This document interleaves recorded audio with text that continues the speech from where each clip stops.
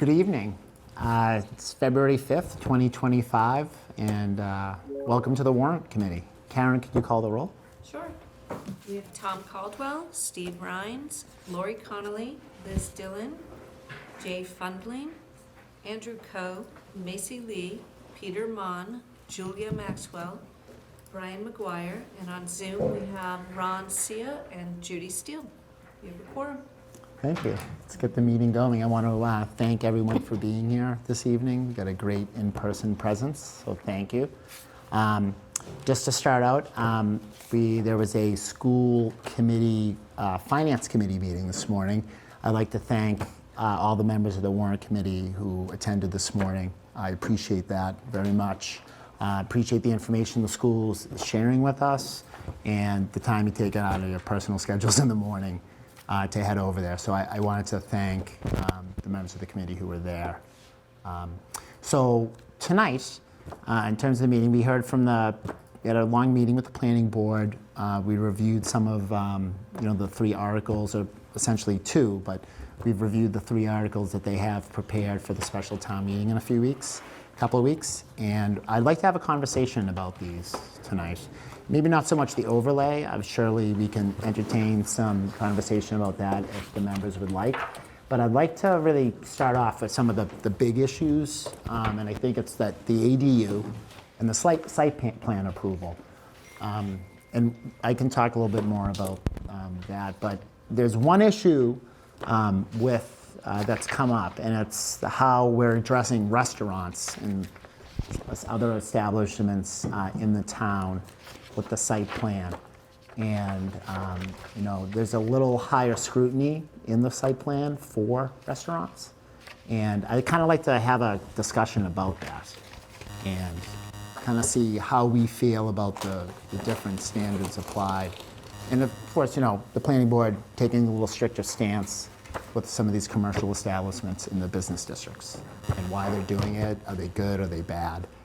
So I'd like to start maybe the conversation off about that. I think it's a big issue. I know I've discussed this with Jay and some other members. Liz. Point of. Go ahead, Jay. I was just wondering if you could remind everyone, including anyone who wasn't here on Monday, what the issue with restaurants is. I would appreciate that. Okay, actually, Jay, why don't you tell us? Okay. Articulate the reasons. I'm just going to stick with just the facts for now, because since I cut off Liz. My understanding is It's okay. that currently, if a commercial business has an external change, they have to undergo a site plan review. This site plan review change does lots of things, including making the whole process more transparent, more well laid out, etc. But one other thing it does is it says, and I'm translating into English, if you make a change to a restaurant and it's only an internal change, not an external change, you still have to go through the site plan review. Whereas previously, if you changed any business only on the inside, you didn't have to. So it's expanding the times that a restaurant would need a site plan review. Okay. Did I summarize that correctly? Yeah, you mentioned Peter. yesterday, seems like yesterday, two nights ago, Jay, and I think one of the things that didn't come up is, for a hat shop or a coffee shop, maybe coffee shop if they're serving meals, restaurants have open fires.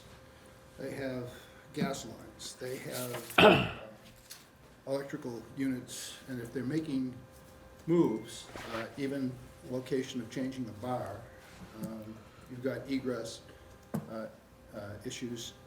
So I think the overall look, even though it wasn't spelled out what those issues would be, I think they would all come up in the overall process that was laid out by the planning board. I just think that might have been one of the reasons, because I did think about it after you mentioned it. There's a lot more moving parts, there's a lot more safety issues, basically with open flames in the kitchen and all of that. That has to be adjusted. It's not like just sort of picking up the stove and moving it over here. You've got a bunch of other things that need to be done. Just my thoughts on that. Liz. I have a similar thing to say, but with respect to the ADUs being added to the site plan review. Because it seems as though, to me, most of the site plan review regarded commercial businesses. And when we were talking with Meredith Hall, the chair of the planning board, 2 days ago, a lot of it was, well, this wouldn't be applied to ADUs for all of those, was like sections E, F, and G that I cited during that meeting. And so I'd also like to, if that's okay with you, talk as well about the ADUs being included as well as the restaurant. Yeah. I want to talk about the But restaurant. the restaurants is fine. I just wanted to point out that that's another thing I was thinking about. No, of course. But like I said, the restaurant issue, I think that was kind of really what's been highlighted to me. Peter, I appreciate those comments. Anyone else want to, Ryan? Let's just say something quick. I think the fact that, it's a town, it's a very suburban town, residents live here. I would think, somebody could alter their, to your point, they could make a restaurant into more of a bar, something like that, or they could change the feel of it. And I think that you might want to have some oversight on that. The neighbors might want to know that. They might want to have some input into that, so I would think that would be something you'd want. Yes. I have a question, and I clearly was not present for the meeting on Monday. With regards to the, what's the word, inspection that was used when there's internal changes in the bar, does the ABCC also get involved? Because if they, for example, expand the bar, the liquor license also includes capacity of the bar. That's my recollection, in terms of my background. So the governance by the town, is that on top of what ABCC would also have to do? Because if they expand, for example, the bar, right, the liquor license would also have to change as well. I think it was clear that again, I'm not speaking for the town, but I believe that they basically said that they would have to get approval regardless from ABC. Okay. Of anything that they were going to put forth.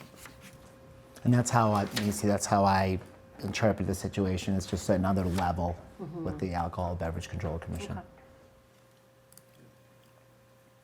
Anyone else want to? Lori? Yeah, I actually rewatched the meeting because I knew that was a topic, and you said, Jay, that you wanted to talk about it today. And there were a number of concerns that both Meredith and Cheryl, I think Jim even commented, as well as Maggie, about the fact that Cheryl used the example of the fruit center. The plate was it was an operating business. The hours were condensed. They did have a liquor license, but now this is a restaurant. They've expanded with inside. They're gonna have 100 seats. They're gonna go from 6 hours a day to longer, potentially 10, 11, 12. Who knows what time they're gonna get it shut down. But without the neighbor input or having a public hearing, the neighbors wouldn't know anything about it if they didn't go through the site plan approval. And they talked about the number of people causing a greater impact. So the plate might have had people during the day when people are not home, but at night, they're gonna be there longer. There's gonna be more noise. There's just gonna be more traffic. If it's a bar and they're open till 10 or 11, that creates a whole nother scenario. It's noise, the hours, the valet, whether it's takeout, like, a lot of things will affect it. The fruit center is actually in a residential district. That's another issue. It's spread out amongst the neighbors, all of the ancillary issues that come up as a result of having a big restaurant right there are not just going to affect the surrounding area, but it's going to affect further streets into East Milton. The loading zones are an issue. The vehicles that used to bring product to the plate were smaller. They're now going to be a lot bigger if you're bringing kegs in, if you're bringing in cases of beer, cases of wine. It's just different, a coffee shop versus a major restaurant. The other issue, I think, to consider is there another business besides a restaurant, a bar, or an entertainment venue that would have hours open that late into the evening?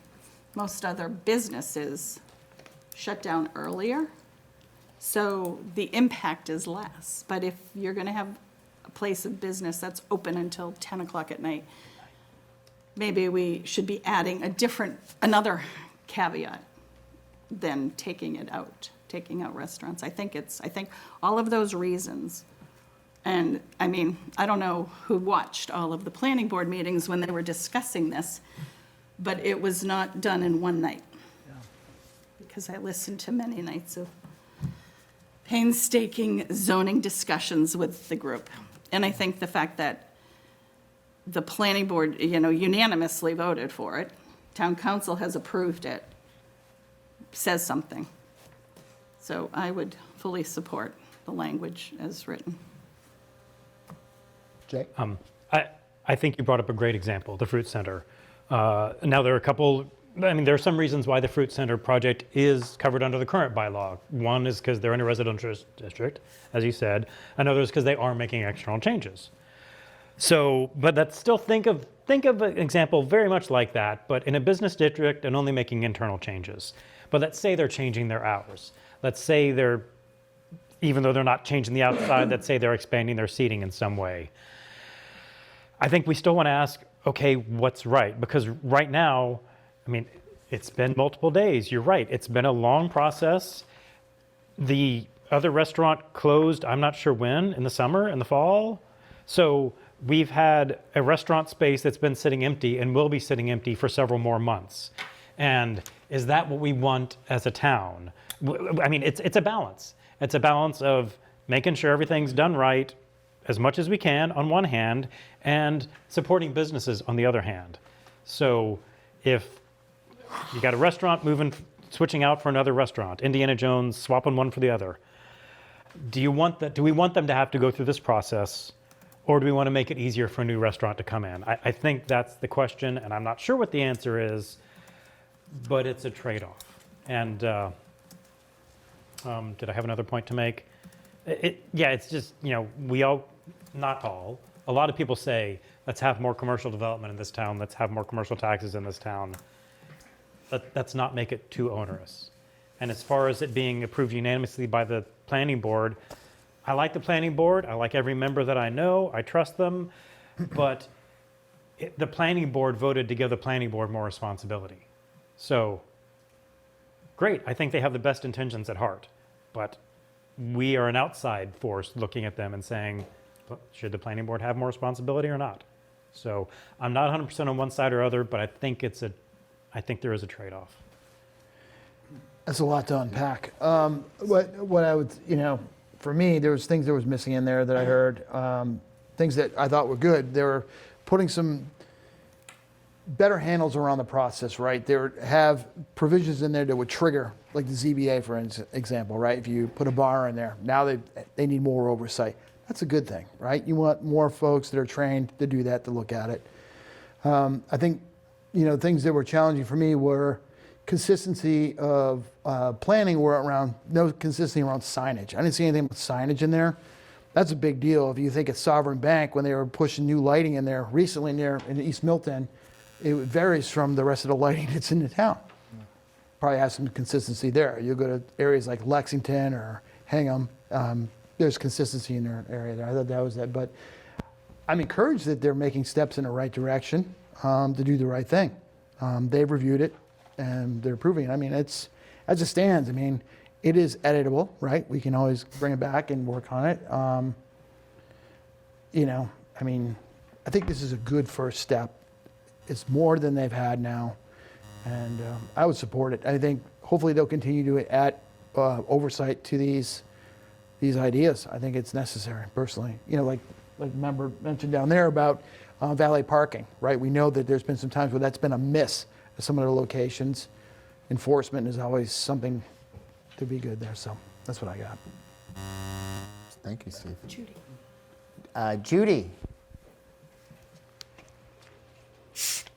I just wanted to make a quick comment to Steve's point of signage for any business. We do have a sign review committee in town, and to the best of my knowledge, that's what they do. They review signage for compliance. There's so much. It can only be a certain size. It can not be LED lit all night. And I don't know the process well enough to go further, but I think there's a balance and check on signs already in place. And then to another member's point of, would it delay a restaurant from going in just to have an extra layer here? I think when anyone is in a restaurant business and sort of goes big, other than your coffee shop with 2 little cafe tables in it, they're already well aware of the processes to have a big establishment. They know that there's going to be, they're used to it. They know that there are, things in place that they have to address, and, it all comes together. It may be faster to put in a little coffee shop with 2 cafe tables, and the process may be a little bit longer, but I don't think it deters anyone. The current applicant to take the space at the fruit center is not backing away just because it had one permit lapse. They're, already on that. They're committed to having that space and working with the town to make it the best space possible for everyone, for customers, for them, and for the neighborhood. So I would say I am in favor of keeping this layer for restaurants. There is, it's a unique business. It's not a shopping mall that closes at 9 o'clock every night. Okay, thank you. Thank you, Judy. Just like to thank Jay for thinking about getting more restaurants into the town. We could use it. I've been here since forever, and there were no restaurants. There was, I think it was Villa Rosa. Was sorry to see that go. Peter, you never went to the Milton Hill House? Oh yeah, I did. With my aunt took me there when I was a kid. It's been there for 1,000 years. I went to a Kiwanis meeting there did, when I yeah. was a kid. Yeah. But, I'd like to see more restaurants in there. It's but as an investment person, if anybody was saying to me, I'm thinking of opening a restaurant, I'd say run the other way. They last about 3 years, a good one. Yeah. And the margins are small, and the fact that anybody opens a restaurant, to me, I'm cheering them on, and I'll go there and eat, but especially here in Milton. But it's not a great business for a lot of people, for most of people, No, in my opinion. it's very difficult, and I agree. And we have benefited, I think, from an expansion of restaurants in town. There's so many people who enjoy them. I know so many people professionally who travel to Milton now to go to our restaurants, and they give them very high marks. I want to ask someone, because Lori mentioned it, I certainly watched them. Did anybody watch the planning board meetings concerning the fruit center? Yes. Yep. Would anyone just like to share kind of what they saw, or, from the citizens who showed up there? I mean, it's all recorded. I mean, you can go back and watch them, so it's on records, but if you want to. So some of the things that were summarized were that there were some expression of concerns about the fact that, as Lori mentioned, it is in a residential district. So the fruit center is a prior non-conforming use. And the plate had, I believe, Lori can correct me, but they had a special permit, I think. And so there's always been some kind of a restaurant there. They had a liquor license. And they have a liquor license. And so the concern of, sort of as Lori mentioned, is that some people felt like this was an expansion of what the plate was. And so some of the issues that people raised were, as Lori mentioned, concerns about additional noise. There's some concern about the patio and having windows open and having additional noise in the residential district. Some concern about there being drinking on the patio during the hours where the hallway is open and the stores upstairs, so the children's shop and the Q and the framing store and all of those are open. So in particular, the children's toy store with people drinking was a concern. Traffic was something that people had raised, and parking around there, especially when the fruit center is open, or the hours where the gym is open and things are open on that street, because people will often park in that parking lot. And people were concerned about drinking and driving. People were concerned about smells and odors. People were concerned about storage, and also the loading zones, as you mentioned. People were concerned about sort of Board of Health issues, so an increase in like rodent problems because of the trash and the, not having proper storage for the trash. People were concerned about having the air filters to be able to properly filter the odors. And then people were concerned about the level of cooking that was gonna go on in the small kitchen that's there versus the plate. Mostly like sandwiches and things that people made on the stove, eggs and things like that, versus a larger sort of kitchen. So that's my memory of the kinds of things that were raised. But I did go to, I watched online all of those meetings, so there could be more. But First of all, that's amazing, because that's, the memory, right? That was what it was. that's not good memory. That's like, holy cow, how many popsicle sticks I dropped on the ground. That was amazing. Thank you. That was amazing. I appreciate it. I'm That's not exactly what they explaining said. the situation, but that No, is Well what done. happened. No, Liz, I appreciate that. You're very active in East Milton. Thank you. As a resident of East Milton and Precinct Yes, 6, I thank you. appreciate what you do, and also you, Steve. And Lori, Oh, of course, Lori. thank you. But seriously, that was exactly what went on. That was Right. very well done, seriously. Thank you. Anything else? Anyone? But- Counts? I mean, those were the general. Those were. Can I give a little bit of the other side? So that was some concerns that people raised.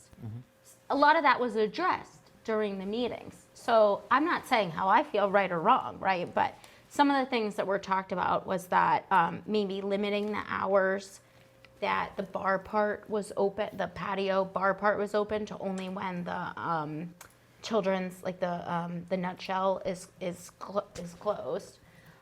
Maybe closing the windows to the patio during like later at night so that it's not disturbing the residents. I don't think that they really addressed the parking, but some of these things were raised. Like, Of course. I think that the cooking situation was discussed, that actually the fruit center does a lot of the cooking of the prepared foods upstairs in that, Yeah. where that kitchen was. So that was kind of already addressed. Putting additional remediation systems was discussed. So I want to say, like, a lot of these things were talked about both directions, and the people that were proposing the restaurant also had like responses to all that. So I encourage people to go back and watch if they didn't, but. Peter. Liz, what type of restaurant is going to be?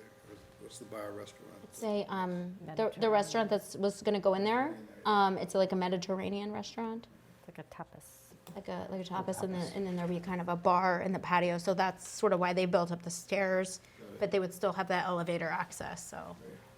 Thanks. Jay. So of the concerns that we just heard about this particular project, I would say most, if not all of those, could be raised and addressed at a select board meeting, because if a restaurant wants a liquor license, they need to go to the select board and ask for the liquor license. And I would, if I'm going to generalize, I would say in general, restaurants that don't have a liquor license are generally smaller and generally not open as late. So and some of the concerns you expressed would not be an issue if there's no liquor license, and other ones would just be less of an issue because it's not open as late. It's a small, it's Brugger's Bagels instead of Navara. So for a large restaurant or bar that wants to serve alcohol, they're already going to have to get permission from a elected body in this town that will hear from any citizen who wants to speak to them. So that may be another reason why we don't need yet another hurdle. Anyone live near any restaurants in town? Steve. Yeah. Live near all of them, actually. So when Built I a asked, circle. oh yeah, you might, I don't know, you might live down on Worth Street. But I don't know, what, do you see issues? Be honest. Yeah, well, And I open that to anybody, as living near one. listen, there are some pluses, right? I can walk to some of them, right? And it's nice to be able to walk to Novara, Abbey Park, and have a lunch on a Friday when it's Focus Friday for me, and or to go, a Saturday night, have an easy dinner and walk home. That's amazing. You don't have to worry about parking or anything like that. Having said that, though, I mean, I smell all the restaurants in the morning. I take the dog out at 5 a.m. I can smell donuts. I can smell Mr. Chan's, all of it. And, it's something you get used to. You don't hear it, because it's kind of living near the city, sort of, right? But then you walk by some of them in the morning, and you'll see some trash out on the street, cigarette butts, trash, and all kinds of stuff like that. That sometimes gets cleaned up. But if you go early and you're out 6 a.m., that's all there. And the trash is not, always kept in the little area where it's contained. So there is concern. We have, there's rats in the neighborhood. We had to hire a service that we pay quarterly. They come in and we have traps all around our house, right? And so that's real. And you find them dead in the street. I can show you pictures on my phone that I've had 2 in my backyard, which is not awesome. So I think there's some pluses with the proximity. You can go there. They're pretty decent. No shots on them for that. But it's the noise. You hear some of it. I mean, some of the staff that works there. I can tell you when there's one person is working because he parks his truck on Church Place. He starts it up and he needs an exhaust. I feel bad. I feel like I should start a GoFundMe for him. But you hear it, and it's like 11 o'clock at night, So the noise, I hear a little bit. Not that much, to be honest with you, about that. But it's the traffic. I was coming down Church Place to turn on a Church Street. They're double-sided parked, and someone's trying to turn in to come down. They can't even go down anywhere in the street, so it's backed up there. Imagine that. That's before any additional buildings are built. So I think there's general concern for parking, safety, noise, trash, rodents, all these things. If you ask any of my neighbors, it's the concerns. I mean, they're real, but they need to be addressed and handled, I think. Thank you, Steve. Yeah. Well, Steve and I are also on the neighborhood association, and so we hear kind of concerns of other neighbors, so not to speak for those people, but some of the things that I notice, in addition to what Steve said, and things that people have mentioned to us, and it's not necessarily this restaurant, which doesn't exist yet, so, but there was a lot of issues with the loading zone. Yeah. People park on, what's that street that Starbucks is on? People park on that street, and you can't get down the road because there's Franklin. this one. Yeah. There are people parked here and there are people parked here delivering food because there's no loading zone there anymore. People have expressed concerns about the rats. I've seen pictures of the rats. Steve has shared pictures of the rats with us. Unfortunately.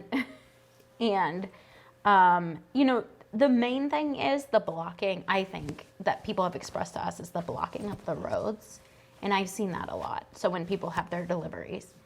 And people can say, okay, well, we're not going to do that. But my understanding is they deliver when they're going to deliver, especially to small restaurants. And so that can be a little bit difficult as well. Yeah. So I don't know if a site plan review would fix that problem. Yeah, but the loading zone, that's another concern that people have raised. that was something that they brought up. Mason. I think there's another concern that I see often are the, DoorDash and Uber Eats.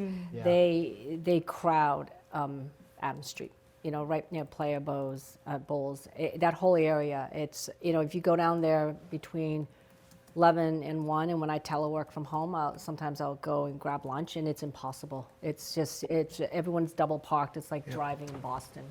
But some of the Boston streets like Boylston are wider, but you'll see it's all Uber Eats, DoorDash, and so if you open another restaurant there, that's another concern too, because you have CVS there, right? And a lot of elderly people go to CVS to pick up their medications, and, they use that pharmacy, and they're out between 9 to noon. I'm just speaking about my parents, that's when they go out, And if you've got DoorDash and Uber Eats with that restaurant, that's another, it's not just the loading with, the big bear truck that I see right in front of Navara and Abbey Park. It's all of that congestion. That's a concern.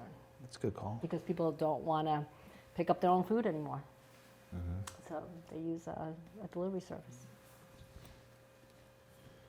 Anyone else? Anything you want to add just about the restaurant inclusion?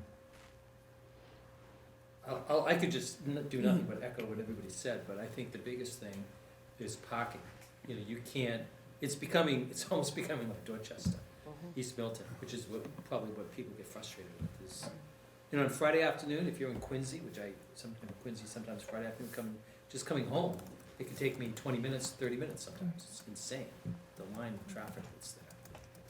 But parking and traffic is a big issue. Anything about any of those other just complaints, trash or anything? We've heard all those. Yeah, Jay. Okay, sorry. I just want to respond to what I just heard, which is, parking. If it's a space with restaurant A and restaurant A leaves and restaurant B moves in, and there's no external changes, I don't know if the parking is going to be worse. Maybe restaurant B will be more popular, or maybe it was not a restaurant. Maybe it was something else that moved out and a restaurant moved in. Is the parking going to be worse with the new business than it was for the old business? At the plate, they are gonna expand the, seating in there. So the answer is yes. Sure, It but might be a different thing, and the plate was honestly, it was just a breakfast, lunch thing. So it's an evening thing too, so it is gonna be worse for those times. But this is a situation where there's no external change to the building. And I'm not saying I have the answer, I'm just saying Yeah. let's keep in mind what we're talking And about. I'm not against it, but I really do think the citizens have a right to comment on it and express their concerns. I think you Okay. want them to be able to. That's my position, Okay. I believe. Thank you. Yeah, Milton certainly is in a unique situation, maybe not other small towns, but where we have residential areas right up against business districts. You have expensive homes. People spend a lot of money who are right there. So it is, like we have this big open strip or road, a main drag with restaurants and stores, like you see maybe in like Wellesley. That Wellesley Center, they are that big thoroughfare that goes through, and there's no residential area near it, And I use that as an example because I was just recently there. But don't you think it's a good idea to evolve? We're reviewing not this last meeting, but last week, I believe, the whole liquor petition to have that, right, have people have those events where they can have the liquor license. That was linked to a bylaw or law that was like from like 1934 or something like that. All right, well, maybe cell phones didn't exist back then, I don't know, but times change, right? So you need to evolve. Our demographic is changing, we're moving in, there's more people here. They certainly want more amenities, but they also want to have safety, parking, trash removal, all the stuff that they're paying for. So I think checks and balances are good. They're healthy, and they can be helpful, I think. So, and it's going to keep evolving, which is good, right? Seems logical. I don't know. Maybe the bad thing is, and I agree with everything I've heard. It's funny, all the things that Liz listed, with the exception of visual impacts, are things that I wrote down the minute we started talking, what I thought were topics that would be of concern when you mentioned we were talking about site plans for restaurants. But as long as I've been in the town has a long history of NIMBY attitudes, not my backyard. And so the challenge for me is to try, how do we go about balancing our desire for more amenities, more commercial tax revenue, an enhanced town experience against the impacts that it will have against current residents. I think the field for the high school, that battle for the lower field was a classic example of, oh my God, this is so important for the town and the school, yet people were looking for reasons to object to the field. And my attitude is, you decide to live next to a school, why would you battle tooth and nail? But so really, my point is, and I don't have an answer, is how do we balance, how do we create an environment that is conducive to commercial businesses, and in particular, small businesses? Because every layer of review that we add is just another hurdle that only encourages existing players that either have the capital resources or the inside knowledge on how to navigate that process, and that doesn't benefit the residents of the town. And it also drives up cost, for that matter, which residents ultimately end up eating anyway. So I'd love to hear any great ideas on how to balance those two competing priorities. Liz? So in this particular instance, with this particular restaurant, what the planning board did was, what the restaurant just, anyway, it came to an agreement by which the restaurant is going before the zoning board of appeals because it's actually much different than the plate. Now, I don't know if that would have to happen in every instance because the plate had a special permit, this has to have a special permit, et cetera. The next restaurant will have to have a special permit. So this was something that, Meredith Hall had mentioned at our last, not this past warrant committee meeting, but the one before that she was here in front of us at the Council on Aging. And she had mentioned that was kind of their recommendation because, great, Marbella, it's the same people that own Navarre, it's the same people that own Abbey Park. They're very trusted business people within our neighbor, within Milton that we all know and are familiar with. But if they don't have to get a special permit, then the next restaurant that comes in, which could be a restaurant that people don't want to have, would be able to be there. So I thought that was sort of a check and balance on Marbella. So just kind of to your point, the new restaurant's called Marbella. To your point, that was a way that the planning board was able to work with that particular restaurateur without this whole site plan review. So that was another pathway. I don't know if it would be applicable in every circumstance. That was kind of a rare thing. But I think that the planning board does a good job of many things, and in addition to which, of working with the restaurateur, the people, in order to come up with some kind of a solution. So I thought that was a good approach that they had. That's a good point, Liz. And to the, the planning board and the members on the planning board are all lifelong, not all, but almost lifelong residents of the town. I look at Meredith and Maggie Oldfield, who's gone through the special permitting process herself, and I have a tremendous amount of respect for Cheryl Tagayas, the senior member on the planning board, and I trust them. And they know the concerns of the town. I think they've lived it, and working with the companies, I think, is a really good idea. And they're cognizant of it. And I think that it's not a situation with them. I mean, I could be wrong. I could see something, but that they would just shut something down automatically. I think they're sensitive to the needs of the town, the desires of the citizens, but also, on both ends, the amenities versus, safety, cleanliness, that kind of stuff. So Liz, that's a good point. But I kind of take Andrew's point. I mean, I think absolutely. I think that I'm not really 100% in agreement with you, although I appreciate your summary of my point. But I think that Cross-examining. I think I thought I almost had you.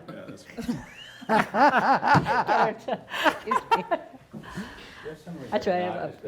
I do want to make a appreciate your summary, but it was a little bit different than what I was trying to say, which was that I think that the fact that we have the select board hearing from people about this, the planning board hearing from people about this, the ZBA hearing from people about this, to add another layer, my mind is not made up on this, but I think to add another layer, it really is, at a certain point, the planning board already has pathways by which they do work with the restaurateur, was sort of my point. Do we need this additional pathway? Maybe. They think they do. Who am I to say? But there is already a lot of processes in place for input. And I also live not as close as you, but over there. And, it is a concern of mine. And because Steve and I are so active in the neighborhood association, I care about the concerns a lot of the people that we, serve in that role and here on the Warrant Committee. And so, I'm not making light of that either. So I'm not sure. I could be swayed. My other thought is, why are we excluding people who are doing interior work of any change of use or size that doesn't expand? Never mind. Other things besides the restaurant, bar, or entertainment. I just think, I know that Meredith explained that, but I could see other situations in which other commercial businesses maybe also could have an impact. I don't know. But anyway, Which ones? Maybe we need to add them. I don't know. I'm just thinking. Oh. I mean, that's kind of a throwaway point. She did have a good reason for why restaurants, bars, I don't know what entertainment is besides that, but entertainment. If you want to throw darts, like in the Maybe. seaport, what do I Anything know, that's but- going to be later in A the theater. evening, Sure. Yeah. I think time, but anyway. Not to be a contrarian here, but Liz made a point about how, this is a trusted restaurateur, they operate current, to business. To me, that almost seems exclusionary of new businesses coming in, and that's a concern for me. Obviously, Novara and Abbey Park, they do a great job.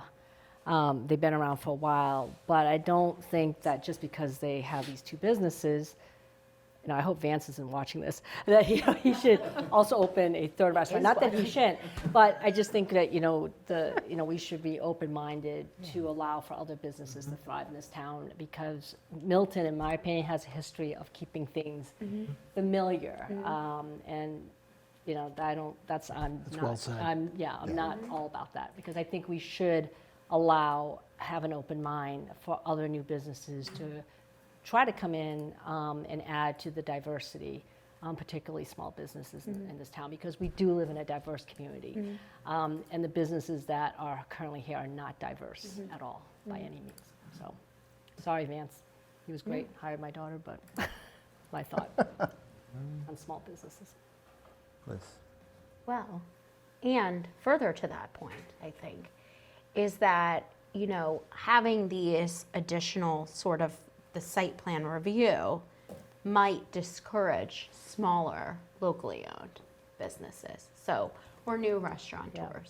If you're having to have additional costs of having this whole site plan review, just because you want to do additional work to change up the restaurant, is that going to discourage, someone who's just trying to get their feet in the door of opening a restaurant, bar, whatever, versus someone who does already have this established business and can afford to do that, or a chain. Right. We Which have Lori's El trying to Barrio, which is outlaw, and great. I don't disagree with her. Sorry, Andrew.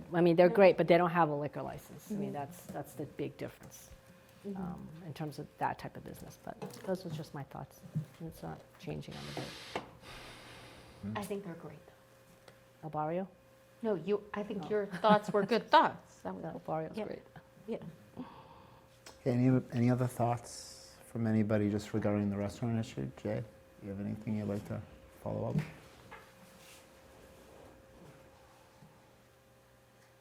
Okay, why don't we transition into to ADUs on site plan review? What do we think about?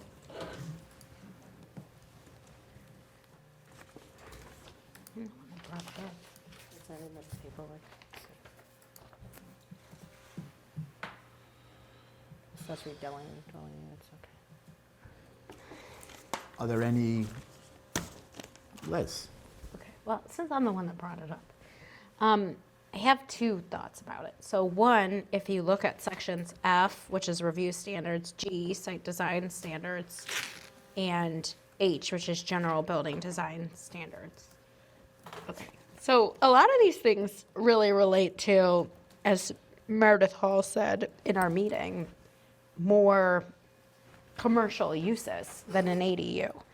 So I'm not really sure, one, if this is the appropriate place to have it, but also two, a lot of these things I think don't necessarily work, because I know there was one that said that a garage should be not facing the road, but of course you could build an ADU that is your garage. That's an ADU that could exist and it faces the way it faces. I'm just concerned because the regulations for ADUs, which I know we'll get into, but the regulations for ADUs are very limited in how much you can restrict.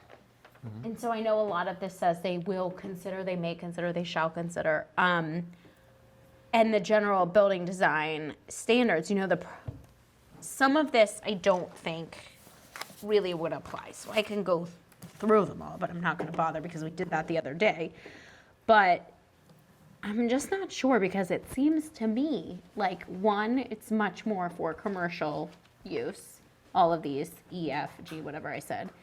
But also, I'm not sure that it's not so restrictive that it would be permitted by the regulations anyway.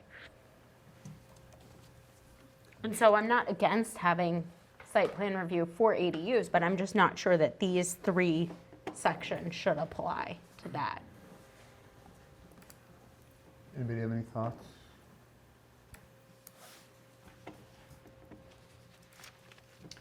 Jay?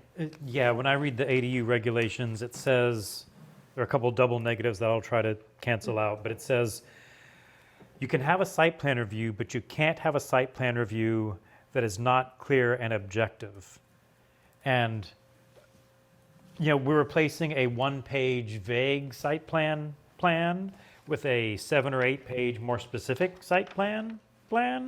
So that's better, and I don't know what other towns do, but this is still somewhat subjective. So, so that's a concern. Lori? I thought they said that they looked at other towns, and many other towns have a similar site plan as this. And Cheryl's been working on this for a number of years and has blood, sweat, and tears into it. And I appreciate all the work she did. So I'm back to, they've done their job. They've killed themselves on these two things. I defer to the experts. I am not a zoning person. I respect what they say. Liz? I think that that's true. I'm not sure how much to Jay's point, I think that it's true that they looked at other town site plan reviews. I'm not sure how true that is with respect to ADUs, though. So I'm not against this whole site plan review, and I know how much they worked on it. I'm just not sure for the ADU. So, like, for example, parking areas shall be designed so that vehicles may exit without backing into a public street. Well, I mean, depending on where your house is, I back out onto a public street every day when I get out of my driveway. That's what happens. I pull into my driveway and I back out. And I don't have room to turn around because I live in a house like everybody else. And so, I don't know, like that doesn't really apply. That's just an example. So, you know, surface parking shall be located to the sides and to the rear to the greatest extent possible. Your driveway is where your driveway is. It's in the front. I park very close to the sidewalk every day when I park. I have more than one car. That's how it is. You know, landscaping at the parking perimeter. There are no trees at the end of my driveway. I have a lot of trees in my property, but not there. Some of these things really seem to me to apply to commercial and not really to an ADU. So I'm just not sure why that's there. And then having all of these things apply to it. Parking materials. It has specific things that the parking materials have to be. Your parking material is whatever your driveway already is, if you have an ADU. I mean, maybe you're going to build a new driveway. I don't know. But Jay had pointed out before about how you have to have a sidewalk both from the, you know, from the ADU to the thing, and then from the house to the thing, and then back. And I don't know that that's all necessary. And you're going to have to put in new pathways. If I'm building an ADU that already exists because it is my garage, which is an option, then I'm having to create these things that don't exist. So I'm just saying that based on the regulations, You're very limited in what you can restrict an ADU to be. I worry that this is a little bit too limited for a site plan review. But that being said, I agree with you that the planning board has put a lot of effort into this. So I'm just raising this as a thought. No, Liz, I appreciate that, and I just, your point standing, but as to Lori's, I know, this ADU bylaw is going on now. There are towns that have used this language now, approved by the Attorney General, and have put into effect. And I know Meredith and others are talking about the gentle guidance that they're allowed with this in the ADU. And I think based upon my, listening to the meeting is that the planning board's confident that this will survive AG review. It already has with other municipalities, but that was my memory. So that's where they're confident. And I was nervous, I was nervous at that, going through it previous to the meeting the other night and during the meeting, like, is this gonna survive? But I'm confident in them. And member Chugaius, that this is, will withstand some scrutiny on the state level.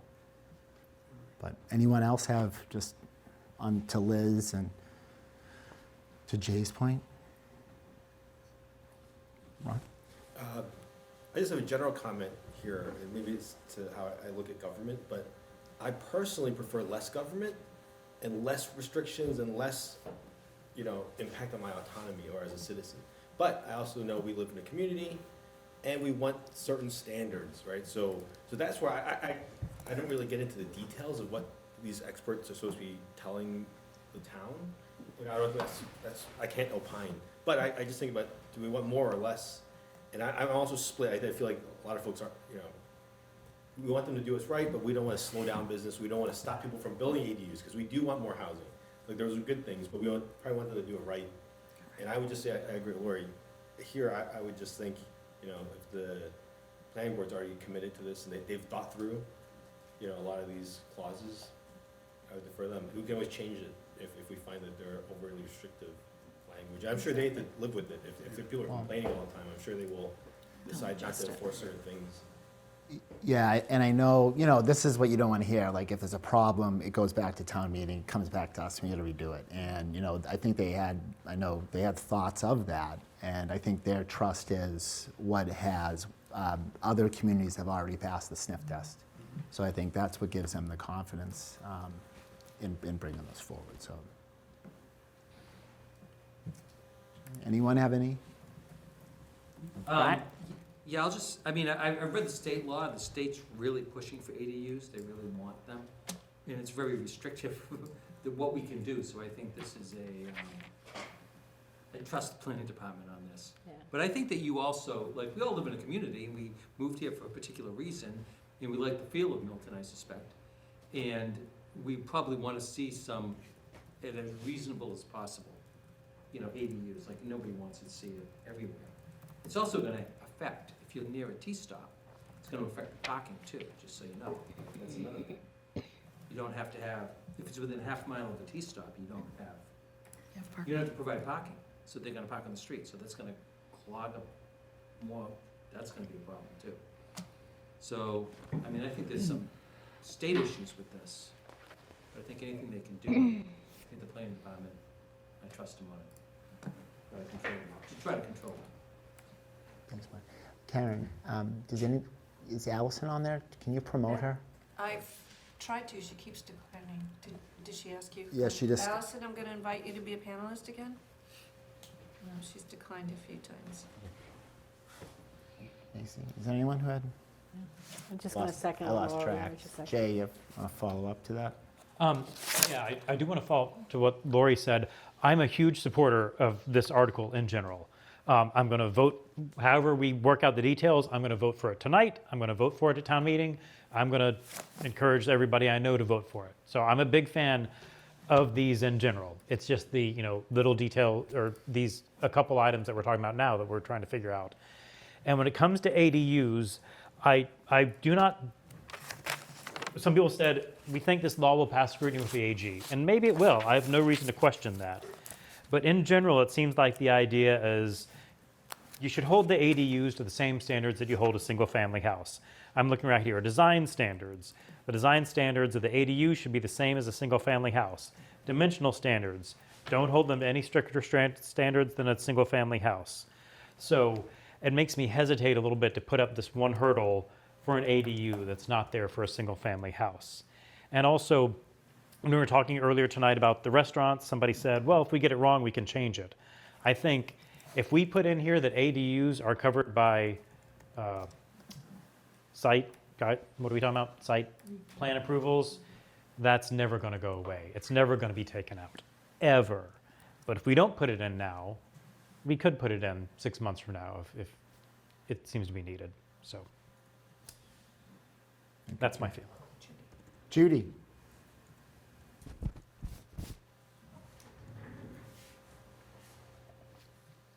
Hit the wrong button there.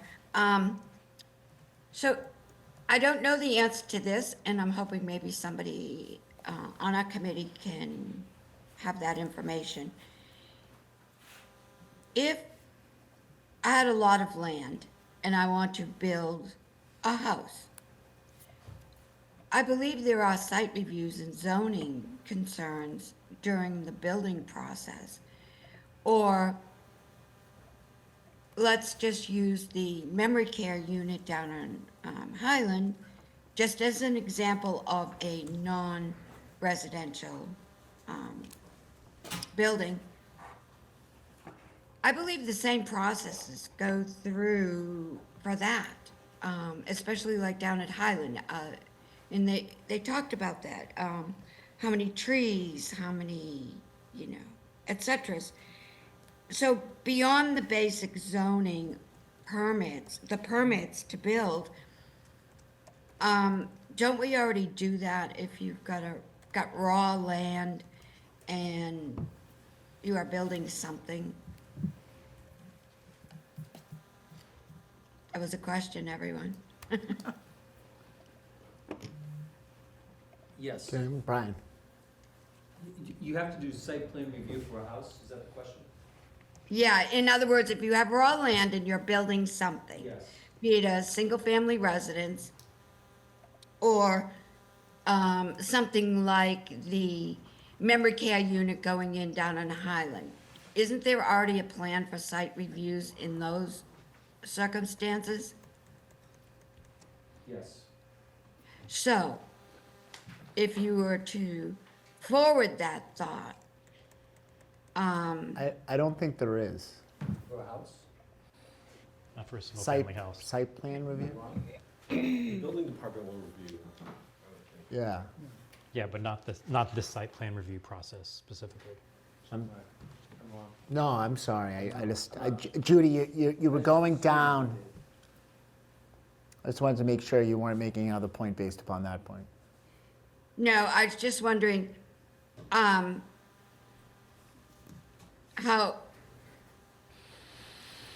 if we had to do it for the single-family house that's gonna add an ADU, wouldn't it seem logical that we would do it for the addition ADU?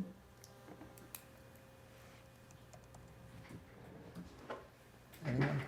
I'm not sure I understand Judy. I know, I think it's in my head, I can see what I'm trying to say, but it's just not coming out. No, I right. understand. Jay? If I can help, I'm reading the current site plan rules that say it's for multifamily buildings and it's for commercial buildings more than 800 square feet. And the new ones say multifamily buildings, ADUs, more than 800 square feet, restaurants and bars, parking lots. I'm summarizing, but it Right, doesn't thank you for necessarily- that, yeah. So yes, for the I was memory just care. wondering where in the process, site reviews jumped in to, the buildings. Thank you. Thank you, Judy.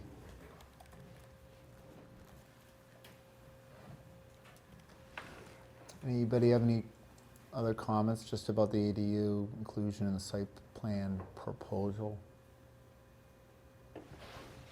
Liz? The only other thing, and this sort of relates more to the ADU bylaw than this, but to me they're kind of interconnected. if the fact that we're still waiting for the Commonwealth to have the, we're still waiting for them to have the like model bylaw, whatever, that we're still waiting for them on the ADU, I just am a little bit concerned about doing all of this with the ADU before we have that, because I understand the reasons why the planning board said that they're trying to get the bylaw now, they're required to, the way that the statute is, the state is catching up with itself, they're having these requirements that we comply with the law before they get around to doing the model bylaw, I get that. But here, and again, I'm not against, I'm just, I'm very open-minded about this, but I am a little bit concerned about putting the cart before the horse, as it were. So is there a reason why we're deciding all this now for the site plan review and not waiting until after we see that? I don't know. And then having it at the May town meeting. I think Meredith talked to this the other night at length. About the bylaw, but not this part, the site plan review. About having them work together and passing them at the same time to give, everyone. Not if you don't include the ADU. Like, I don't know why we have to include that in the site plan review at this juncture right now. I don't know if anyone wants to speak to what the planning board had to say about this. Isn't it because the ADUs can be built today? So they're trying to just protect Yeah. the community so that things aren't built that have no consideration for what it may look like.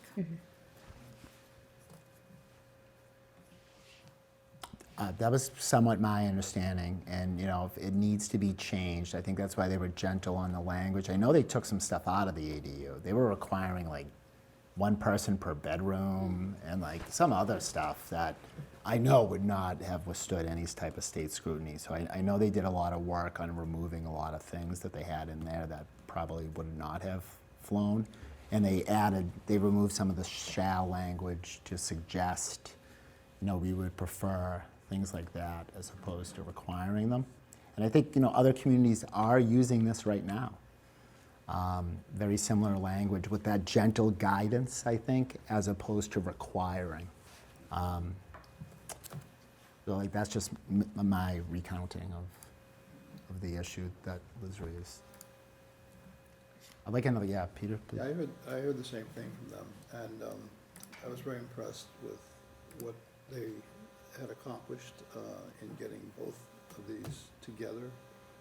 I don't have a lot of experience reviewing those plans. However, they were very, very much experienced. My sense is that they wanted to get something done right away, so that somebody decides they're building tomorrow, they've got a plan for it. I would expect that maybe some of the things that are in there may go out. I don't think that anything is going to be added by the state regulation when it comes out. I think the state really was looking at really expansive use of the ADU, so maybe it'll change, but I would say that based on the presentation I saw, I think we should say yes to what's been put on the table, what's already been approved by town council, and they thank the AG. Yeah, the site plan has, the ADU, town council hasn't given Hasn't a seen the final ADU. check on it, on that one, but as to the site plan. I thought that was supposed Anything else from anybody? Okay.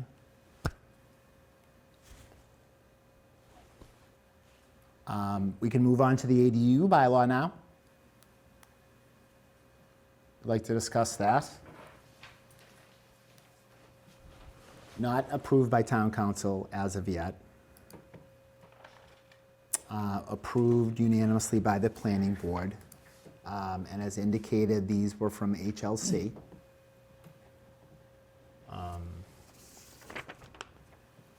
We went through and did a significant amount of grammatical and other Scrivener-type errors on it. Again, the encouraged language. I know Jay had several comments. I know we raised some issues about the rental times. Trying to give you guys some thoughts just from my notes. Um,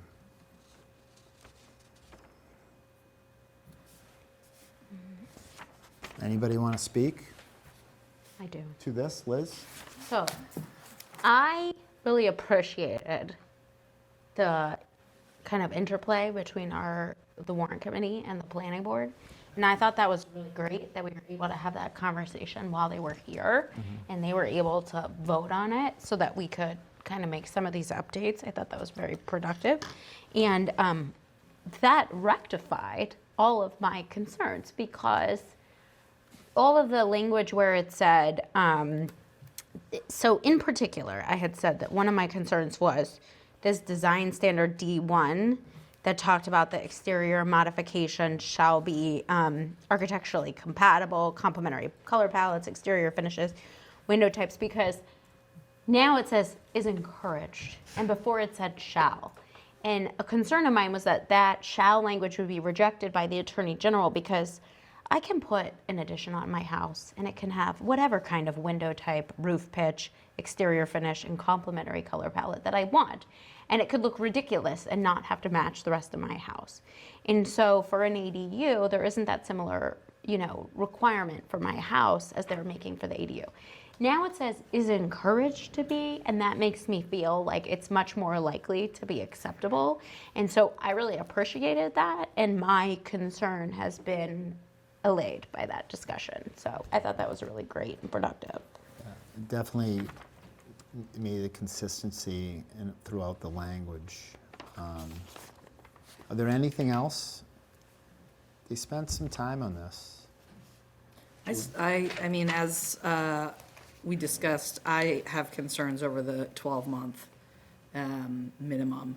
And I actually thought some of the points that were brought up by the planning board, how, it's unlikely that people would want less than 12 months, people don't want two renters, is more reason to not do, like, if we think it's so unlikely, then why not do 6 months, for example? Again, just having been in the position myself, both as a renter and someone who is renting property, the 12-month is very restrictive, especially if you kind of get off cycle. In the Boston area is generally September 1 to September 1, and if you get off cycle, then you're giving people 15-month leases. Like, it just gets complicated, and I think it can really reduce your renter pool. And again, if one of the reasons it was, the state has now decided, so obviously Milton did not decide, but one of the benefits should be that people can have some additional income by having these units on their property, then I would think we would want to help facilitate the renting of it and not Airbnb style, not 3 nights at a time, but as Jay said, do we want to mandate that it's a minimum of 12 months versus something smaller than that? And I would be in favor of something smaller than that. Thank you, Julie. Anybody have any thoughts about that issue? I know Jay spoke last night, Julia reiterated her comments. I Allison. would like to add, yeah, Thank you. so, I know people putting in the ADUs now in my neighborhood that are really, not every ADU is for renting. It's actually, some people are using it as like pool houses or like simulators with bars and stuff like that. So like, not sure 100% that every ADU is being used for purposes to rent extra income. But I do want to hold firm on a 12-month because, this isn't an urban, we're not the city. These are neighborhoods with kids. We need people that are committed to the location for whatever purposes, whether they're coming to the school system, whether they're working in the area. But I would feel more comfortable as a parent if people were putting in ADUs in my neighborhood, if there was a commitment to be a part of the community versus, a 6 month, because they're, maybe planning on leaving quicker than somebody who would want to stay and be more active. Or maybe they don't want to be, but I would feel more comfortable for myself. I don't think people should be coming in and exiting. We would like them to rent and stay here. So I think if we're trying to create a purpose for long-term, we want to kind of set the tone that that's what they would really want, you know? So I do think that we need to maintain that this is a suburb that is close to the city, but we're not the city. Thanks. Thank you, Allison. Oh, Peter, and then Liz. I would agree with Julia from a 6-month standpoint. 6 months to 12 months is not an issue. However, I don't think you're gonna get a landlord if you're, which is what you become, giving a 6-month lease and then having to go get another 6 months and that period. But I think it should be left up, quite honestly, to whoever's doing the rent, whoever the landlord is. So could I not take somebody for 6 months if I wanted to, if I understood the situation, and then extend the lease? I don't see why I wouldn't be able to do that. So I think though most landlords are gonna actually, you know, if I was doing this, I'd wanna know if you're gonna be there for 2 years, not 6 months, or 3 years, or, you know, you're coming in, you're just taking a job down the street, and you're gonna be there for 5 years. Terrific. So you don't wanna, turnover is not something you're looking for in a rental unit. So. Thank you. Liz? In addition to Julia's example of people who are off the cycle, another example is people who have purchased a house, are doing work on that house, and need some place to live temporarily. So they've sold their other house, or they were a renter, and they've purchased a house, they're doing a lot of work, updating it, and they want to have some place to live. They want to get their kids in the school system already. They want to get, you know, the jump on moving. They rent an ADU, and they are a permanent member of the community. Another example I can think about is Milton actually has quite a bit of people who have sort of emergency housing situations. So people who are leaving a domestic violence situation.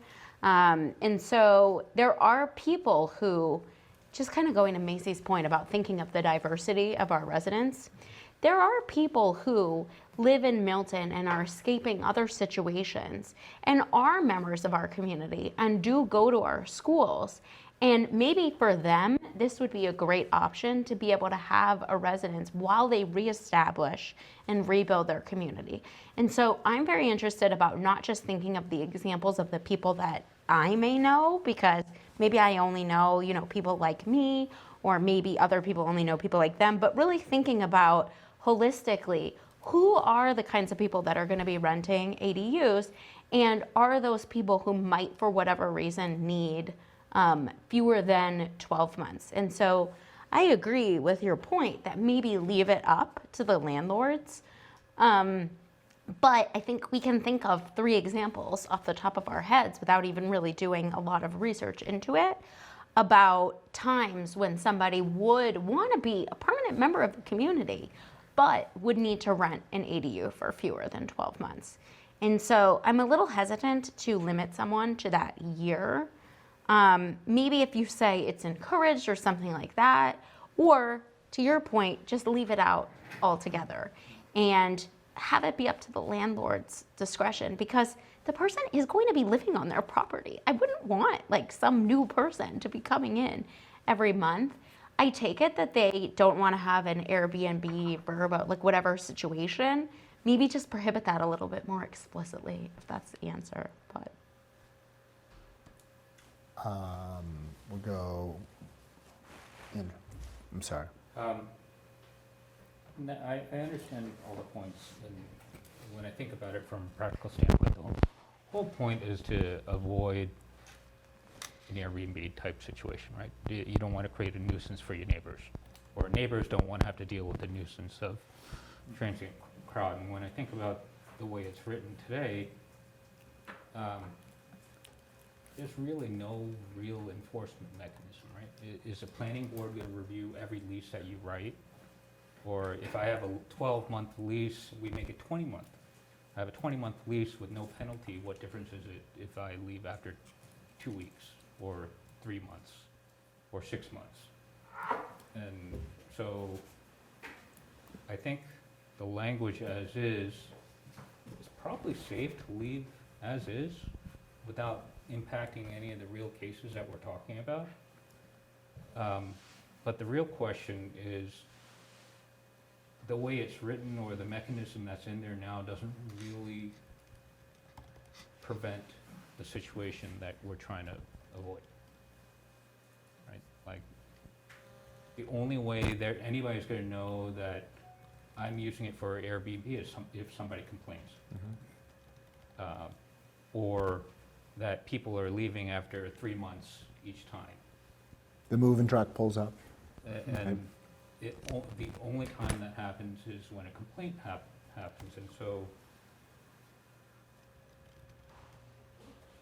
the real question may be about what sort of enforcement mechanism or what mechanism do you actually put in place to protect the neighbors, which is what we're trying, or the neighborhood, which is what the whole point is. Because in some ways, I'm like Ron, where I don't want there to be too many restrictions, but because I know people abuse the system, the way I think of things is I'm okay with more regulation as long as it doesn't add any unnecessary costs and that there is a reasonable mechanism for exceptions.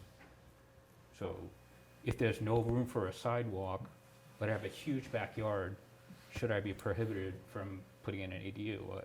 In that case, I believe no. I mean, I should be allowed to build whatever I want to build as long as it doesn't impact my neighbors in a material way as opposed to like a nosy neighbor problem, right? So my point being, I'm okay with that in, I'm okay with it out, but I think what we probably want to focus on is something that gives the town teeth to prevent what we're trying to prevent. Thank you. I'm going to go Julia, Peter, Ron. And then Judy, then Brian. Sorry. Okay. Judy at some point. I was just gonna say that I think we need to be careful about equating home ownership or long-term renters with engaged community members. I think the implication that if you're a short-term renter, you aren't going to be as invested in the community is not necessarily true. I don't know that there's a direct correlation between those two things. I know plenty of people who've lived in Milton, for however many years and have not gotten involved in the community. And I know renters who've been here for a very short amount of time and have gotten more involved in the community than, some long-term owners ever have. So I think we need to be careful about implying that that is a hard and fast rule for short-term renters versus longer-term renters or homeowners. Thank you, Julia. I'm going to defer to Brian. Actually, Judy. Judy. And thank Ron, actually, Ron. I'm so I have sorry. Comments, but I'll make it quick. I do think there's impact of having this 12-month here, even if we don't enforce it, because I do think it's a deterrent to people posting. And if you can't post it, then it doesn't give people the opportunity to look for housing, right? So if people are like, I can only rent for 6 months, I can't do it, I can't post it on Craigslist or whatever people do nowadays, because it'll be public and it's prohibited. I do worry about that. I don't like the 12 months, it seems kind of arbitrary, because if we really care about short-term rentals, like Airbnb, no one uses Airbnb and VRB over 6 months or 3 months. I think it's the daily, weekly thing is probably enough for me. So I don't think we need the 12-month here. I don't understand this language in the next sentence that says ADU should not be used for boarding or lodging. I think I lodge in my house. I don't even know what that means. Like, is it commercial lodging or residential lodging? It's just like, I think they could say, I don't even know what else would you do with ADU other than board somebody there? Like someone has to live there, right? So I don't know what they're trying to get at unless they mean like nightly boarding, like a boarding house. Yeah. Yeah, seems like 1900s Yeah, language, like. well, horse. it is actually. Yeah. You can thank the Commonwealth of Massachusetts for this language. But I been around just a long worry 'cause time. that language makes me think like, am I not supposed to rent it to a human being? Can I rent it to horses? Yeah. You should speak to some of the lawyers, I guess. Yeah. Ruben, Avoiding is a language lawyer. language is. We discussed this a bunch. He is with a the lawyer. planning board. Wouldn't actually say horses. I suppose you could put your horse in an ADU. We talked about that at town meeting a couple of years ago. All right, I'm sorry. Yeah. Don't bring that back up. Yeah, so horses on Think about streets. So yeah, that's my comment. I think we should get rid of the 12 months. It already says you can't use it for nightly, weekly. I would think that covers your VRBO concerns. And I do think, I don't think, I haven't heard this, but I do worry that, similar point, that if we're saying that we don't want short-term residents, I don't know if I agree with that. I think there are perfectly good reasons where people need short-term housing in an emergency, or even just, that's the way they live, and maybe they're economically in that situation. So I worry that this wording could be interpreted to suggest that we don't want people to come in here, come into Milton to get into the schools. Because I've heard that before, that we think that there's an invasion of people from not Milton coming in to use our schools. And I worry that it makes me feel like there's some aspect of that, keep people out. I just don't like that personally, so I don't agree with it. I don't think we feel like that. I think we're welcoming. I prefer language read more like that.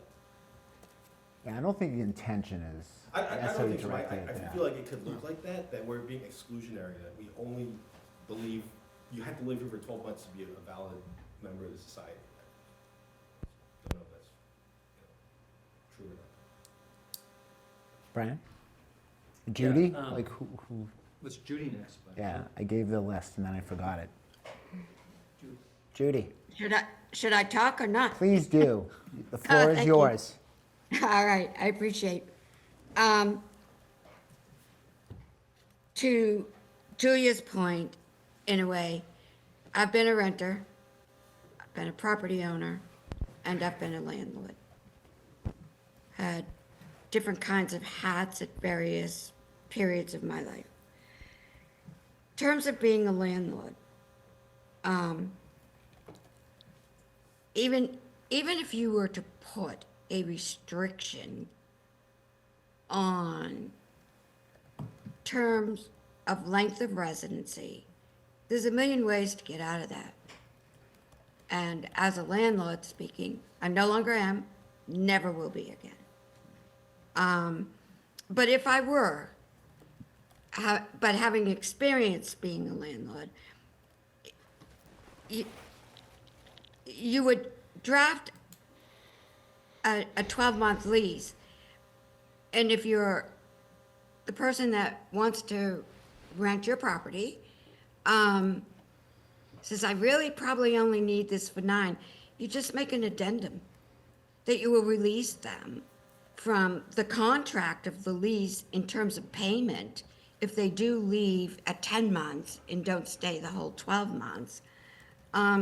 It's just easy to do that with an addendum to the lease, which is a contract. It's a tricky thing with this whole, we'll call it the vacation rental,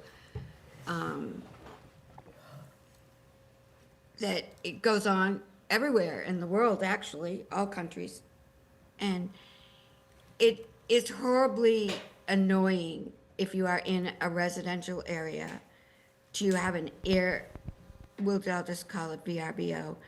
And every 3 nights, somebody's rolling suitcases down the sidewalk, flashlights out, cell phones out, with the flashlight on, trying to figure out if they're at the right spot. And in the meantime, the neighborhood has quieted down. Everybody's getting ready for school or work the next day, retiring to bed to get enough sleep. That is a concern, for sure. And I kind of go both ways on this language of the 12 months. And if we didn't have that vacation rental options of non-hotel properties, we wouldn't be discussing this right now. Right? But it is prevalent. It's everywhere. So I just offer, you can say 12 months, you could say 6 months, and as a landlord, someone says, I would love to rent your property, but I'm most likely not gonna be in town for more than 4 months. Just write an addendum. I release you from the contract financially. Okay, that's my 2 cents. Brian?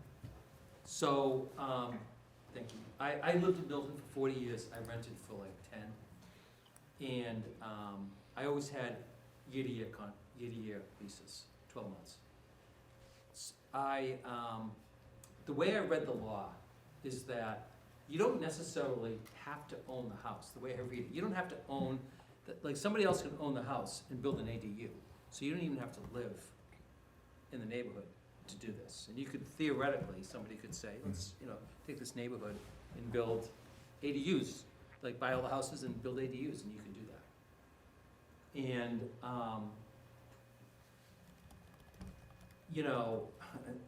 I think it's a very developer-friendly law, again, but I don't think that, I think Milton is a series of neighborhoods, and I think that the 12 months is certainly doable and livable, and I would rather keep it to 12 months. And I think if you have kids in the school system, you want to keep them in there for 12 months. I think it works, you can do it. I don't think there's any problem with it. And my kids did it, and they went through it, and I think you want continuity. I think people in neighborhoods probably want continuity to who's living in the neighborhood. And I would keep it to the 12 months.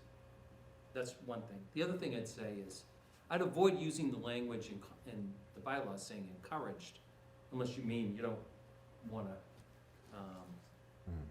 enforce it. Because if you say encouraged, you don't have to do it. So, versus shall. So, unless you really don't care, so that's my 2 cents. Thank you, Brian. Peter? I think Judy has the answer. I liked Andrew's comments, like, who's going to enforce this? If you're coming in, my cousin's coming into town for 3 months, am I going to not rent him the house because it's only 3 months? No, I'm going to rent him the house, and I'm going to tell him to be quiet and not annoy the neighbors. You gonna charge your cousin? Absolutely. Like it. I'm a capitalist. I think that it would, hopefully help Julia think about 6 months. I mean, to Judy's point, everybody's got a 12-month lease, and you've got an out clause at 3 months or 6 months or whatever. And you can't put that you can't put it on social media as an Airbnb. It's a 12-month lease. So that's what you ask for, but you can take in anybody who shows up and says, I really want 6 or 9. Again, as a landlord, I wouldn't want to be doing 6 months, 9 months, 3 months. I want 2 years, 3 years, 5 years, 10 years, because it's easier as a landlord. Not that I would ever be a landlord. I had friends who were landlords, and I've had to bail them out on a number of occasions. But I think that's the way to play it would be exactly that. Have a 12-month lease, but if you had a situation, I don't understand, and I'm not playing against enforcement or against the rules of the town, but are we gonna have lease enforcement? Does every lease get filed in the town of Milton? I wouldn't think that they'd wanna take a look at everybody's lease. It's just. That would cost a lot of money. Regulations. to look Those are at every private lease. contracts anyway. They're not public information. Find them, we can You make can't, you don't have access to that. I mean, the Okay. funny thing is, Okay, we're gonna go Jay. Who else? Was it Liz? Sure. And then you. And then Andrew. And then Judy. Okay, can we remember that? I can't. Okay, Jay. So with the thoughts on enforcement, it would be a different situation if the law was already on the books and we were sort of the wise people deciding, how strictly to enforce this. But we're writing the law right now, and I'd rather write the law to be what we want it to be and not write it to be stricter and say, well, we'll just look the other way. I don't like the thought of people who personally feel like they need to follow the law will be harmed because they can't have a 6-month rent out the things at a 6-month.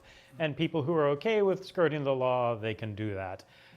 We're writing the law now. Let's write what we want.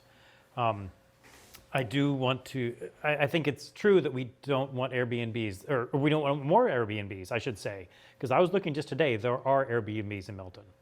I looked them up. They exist. What this is trying to prevent is prevent a whole lot more. And I think that's a thing we want. And I do want to say I appreciate Liz bringing up the example of people in town who are doing work on their home. I've known a lot of people just in my 3-block neighborhood who've had to move out of their home for some number of months while the work is being done. They want to stay in the town of Milton, and that's a lot of people. Also, I would point out, we've got a lot of universities in the area. A visiting professor may not want to live in Cambridge or Boston. Maybe they want to live in Milton. Or Milton Hospital. People on Monday said maybe they have travel nurses. Maybe they have medical residents that are here for a certain number of months and would like to get a small place close to the hospital. So, yeah, I want to write the law the way we want to see it. Thank you. Jay, what's your time frame? I don't know. I've never been a medical resident.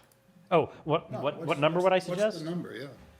I could go as low as 4. I could go as low as 3. But if it's 6, I think that's pretty good too.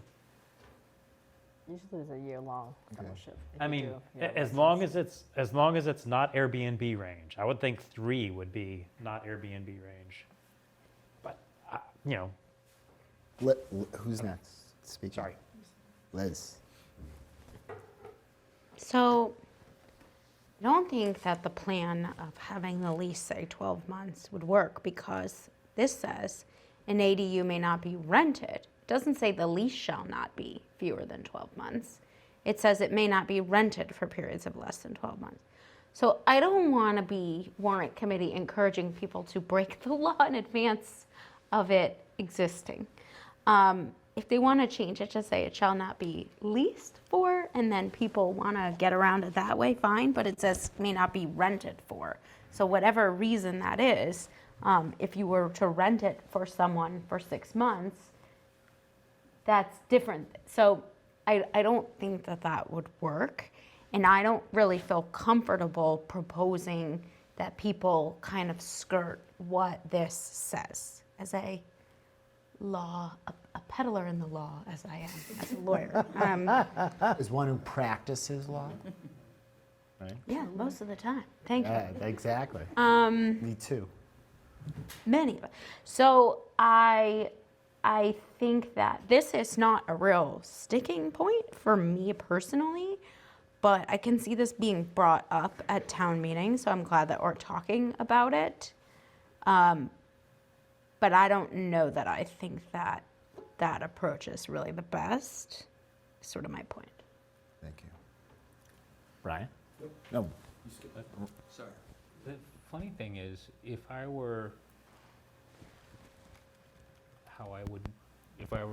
could just make a rule right now, I'd make it a revocable permit. The ability to anybody can build an ADU, but in order to generate income from it, it's a revocable permit, so that if somebody abuses the system or it causes a problem for the neighbors and they discover it's non-conforming, then they lose the right to be able to rent it. They can have it, they can have cousins over and not charge them. And that, to me, would be also a way to generate some revenue for the town. But I'm not sure that I'm not sure the town has the appetite to do that.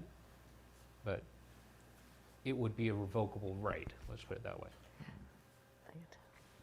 I just want to respond quickly. I think that might be a legal issue because you could be alienating a property owner's right. I mean, by having a permit to rent. So there are constitutional issues to that. I don't know if you think this. I mean, that's just from my background. So I think you're alienating a property owner's right to use the property in a way. I mean, obviously, there's always zoning laws, there's restrictions, but to use it in a way that they want by getting a permit to rent, I think that could be a constitutional challenge on a property owner's right. So, but that's just my little side note. Not saying that, it's. No. Yeah, That's why I'm not just sure legal it's implications. legal, Yeah. but that would be, No, it makes, I see like, we're gonna suspend your right for a year. Yeah, or you. And then you can't do it you until- Can't do it. Like, Yeah. if you don't register your dog, you don't pay what happens? Yeah. Like, Well, again, like, there's no, I mean, everyone's supposed to get a license, right, for the dog, get a tag, but nobody goes around checking. yeah, nobody dog else tags. gets it. I mean, Nancy has her hands full anyway to begin with, right? But I'm just saying in terms of getting, anyway, that's just my legal thoughts on that, that's all. That's all. Thank you, Macy. Judy, I think Judy was. I did, but Judy wants to. Judy? With 4. Oh, thank you. In regards to, a member mentioned about the town will be checking leases. And I don't believe there is any way for a town to, check somebody, have it required that you turn in your lease every time you rent you have a 2-family house, you rent the second floor, you don't turn in the lease to the town of Milton to show that you have a lease in effect for that rental unit. This is very complicated. I go back to just, this is kind of a strange story, but where I had property in Arizona, everyone had a casita. It was like de rigueur. And that was for all the people that want to visit you in the winter, but you don't really want them in the house. But then, you just didn't want all your friends coming from the East Coast. So, but there's a huge market for snowbirds. They come in December, they go in March. They wear shorts in the winter, you don't. You can tell them, you know who they are. But in each town and in each homeowners association, they tweaked those. My homeowners association says you have to turn in a lease to the association to be reviewed. And I said, oh my gosh, I'm not doing that. Come and find me. It's a tricky thing because I don't believe anyone that's building an ADU for the purpose of passive income is going to allow anyone to stay in that house without a lease. It's a contract. It's the rules between the lessor and the lessee. This is required. There are state laws, town laws in every lease contract. Every state has a landlord-tenant publication you can find either in hard copy or on, there are rules, as Macy pointed out. There's rights. Everyone has rights, the landlord and the tenant. So this gets very complicated, and I think we're kind of hung up on what amount of time. And 12 months does indicate that, you're serious about this not being in BRBO, I think they're called. And that's not desirable. Most municipalities throughout the country that have these problems are trying to, tighten up the restrictions on them. I don't really have an opinion strongly about the terms of length. And I don't think you are really, going around the rules if the town says 12 and someone comes along to me as a landlord and says, I only envision my family being here for 8 months. I really love your property. I didn't know. And so as a landlord, you've got quite the good fish on the hook. They meet all of the criteria that you're looking for in a tenant. Are they going to come in and destroy your property? No. Are they going to, have wild parties at 3 a.m.? No. So you're not going to bypass an opportunity like that.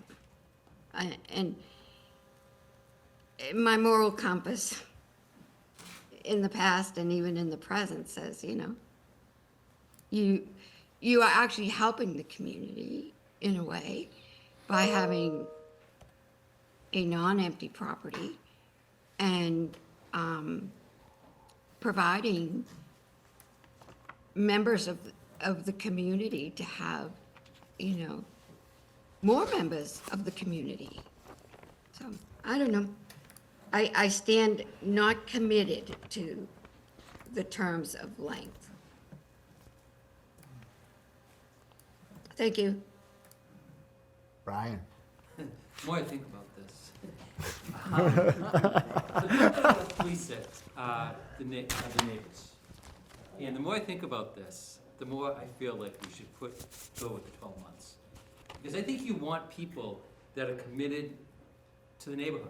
They're committed to the town. I mean, we are a town of neighborhoods. And you want people committed. Like, you theoretically could have somebody that doesn't own the house, that has an ADU there, and they don't really care about the neighborhood.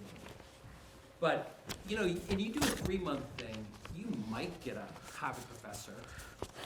You might not get a Harvard professor. You might get somebody that the neighbor's unhappy with for whatever reason.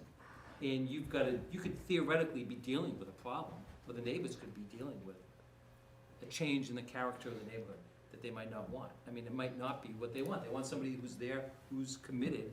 The kids are going to the school, or there's like, they want to live in Milton. Maybe they're saving money to buy a house there eventually or something, which is what a lot of people did, which is something similar to what I did. I just think you want a commitment, and I don't think you won't get that if you have a 3-month thing. I think it's not an answer. Okay, Ron, then Liz. I agree with Jay. I think it's not good practice for us to be here in a public meeting to say, this is the law, but we're not gonna look to enforce it, here are ways to get around it. I think that feels weird for us to be talking like that. I think if we say 12 months, that's the rule. People should follow the law. 12 months is 12 months, right? So I'd like to make that clear. And I think, Jason, this is not the law yet. We have a chance to fix it to what we think is right. I think people could say they think 12 months is right, and that's fine. But people could also say 3 months is right.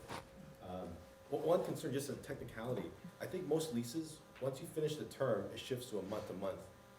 I think that of itself makes this law really problematic, because you are then renting on a monthly basis, and just automatically you violate the law.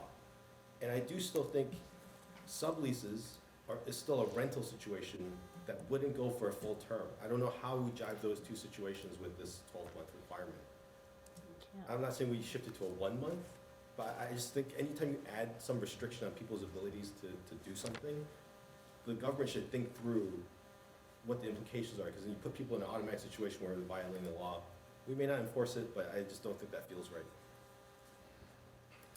Liz, then Macy. There's, to my knowledge, nothing preventing me from renting my house for fewer than 12 months. And there's nothing preventing me from buying a property, flipping it, and selling it in fewer than 12 months. So again, going to the requirement in the regulations that we not have stricter, I want to say the word requirements again, but stricter requirements for ADUs than we have for principal residences. I am concerned that we are putting these requirements on ADUs where I could rent my house for any length of time, could be an Airbnb, could be just because I want to go live someplace else for the summer. People can buy a property, flip it, sell it in whatever amount of time it takes to do that. That's some people's whole business. I agree with Ron that, the subleasing, it's going to be less than 12 months at a time. Depending on the length of the lease, goes month to month thereafter. Sort of depends on how long the lease is, but I agree. So again, I am concerned, as Jay, Ron, we sort of mentioned, I don't want to put people in a position of breaking the law, even unintentionally. I'm a person who cannot break the law because my law license depends on my following the law. I can't do it. There are other people, like many of us here. I would not be comfortable with that at all. And so this is a little bit tricky. I wonder if it just should not be included. Maybe take it out. Or maybe just have the provision that it's being prohibited from being rented on a weekly, daily, even monthly basis, and it should not be used for boarding commercial boarding, lodging, or other commercial uses? I think the time period of 12 months is arbitrary, and I don't think it may necessarily be upheld in court, because again, you're alienating a property owner's right to engage in a month-to-month lease, which you're allowed to do. You can even have a tenant at will if you want to. So those are my thoughts. I just think that 12 months, I mean, I understand the community's concern in wanting a long-term tenant. I understand that. But if you have a property owner who wants to rent to your cousin for 3 months, you should have the ability to do that because it's your property. If you have a visiting professor who wants to come for a month, you should be able to do that. There are people who are on sabbaticals. They may want to. So I just think that it's overly restrictive. It's an arbitrary time period that's not supported by any demonstrated safety issues or any other like issues that would render, I think, this bylaw upholdable, if that's a word. But I mean, I'm just thinking about it in that terms. Strong language, Macy. I'm just saying. Capricious too? And arbitrary, and capricious. Because you have this 12 months. Like I said, people engage in tenancies at will all the time. All the time. It's your property. If you want to rent it out for a month, or you can. You should be able to. And to Liz's point, I can use my primary property for 3 months. Who's going to say that, right? I mean, and that's going to be hopefully larger than the ADU, right? And so you have 5,000, I'm not saying my house is 5,000 square feet, but that's a big party house if you have a 5,000 square foot home and you rent that out with no restrictions. And then meanwhile, you have an ADU that's significantly smaller, and then yet you're so restricted by this arbitrary 12-month period. I am obviously would like to see long-term tenancies in this town. I do. I think it's great. It's good for the community. There's some commitment, even though they may not want to volunteer to be on the warrant committee. But I just think that, you can't say like somebody who's going to be there for 3 months is going to, use a piece of property in a detrimental way. I've seen people in this town use and rent property in very criminal ways. So, That yes, sounds like a story. in long-term ways. So I'm A just saying, later I just think it's story. just like, there's no rhyme or reason to it. And that's why I think it's arbitrary, and I don't think that there's, unless there's a justification for it, and I don't see it here. Yeah, it's a good point, Macy. We have had rental issues in this town. Yeah, Big rental issues. big rental issues. Of single-family homes. Oh, yes. And what they're being utilized for. I know that. I know that too.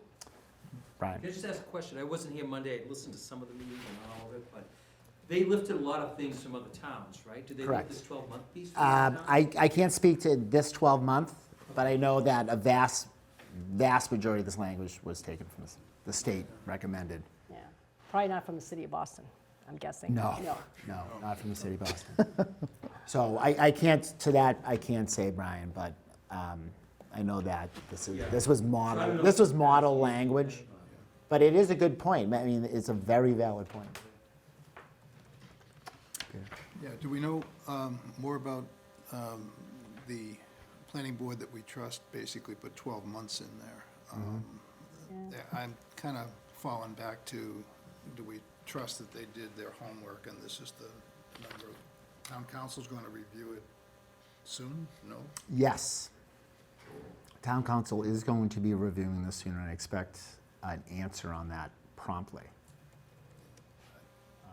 Lori had something, and then Andrew. I was just going to go back to Macy's comment, and if you can do all of that, as you say, and the, like, month to month and everything, what's to prevent an Airbnb then? Why can't I rent it whenever I Yeah, have you know for a what? day? That's an excellent point. I don't think you can. I mean, I don't, yeah, that's the risk, right? I mean, so if somebody wants to use their home for an Airbnb or a bedroom, let's say, right, without building an ADU, there's no restrictions to that right now. I mean, other than tax implications. I mean, that was a recent thing. Is that, I don't mean to, I'm interrupting your comments, Not at but all. like is it the city of Boston attempting, or have they curbed Airbnb rentals? Hasn't that been not to, look towards Boston, I but think there was an attempt by the Commonwealth to do that, right? Am I right about that a few years ago? I know that there's tax implications now, and that I think was passed Okay, about that 8 might be- years that ago. might be right. About 7, 8 years ago, they started saying you need to report that income and pay taxes on it. So that was the first step. But in terms of restricting Airbnbs, I had not heard that. I know Ubers are being, like they're required being licensed or something. In some. Is there, I mean- Some towns, especially like the vacation ones, they'll have zones. Yeah. Where you can have Airbnb in some zones, and some zones you can't. So it's not outright restricted per It's se. town- I think it's town to town. Yeah. I don't think that Yep. there's- Yep. So as far as I know right now, there's no restrictions in Milton. To rent out a room or your top of your garage for an Airbnb. But then you have these ADUs that are being very restricted.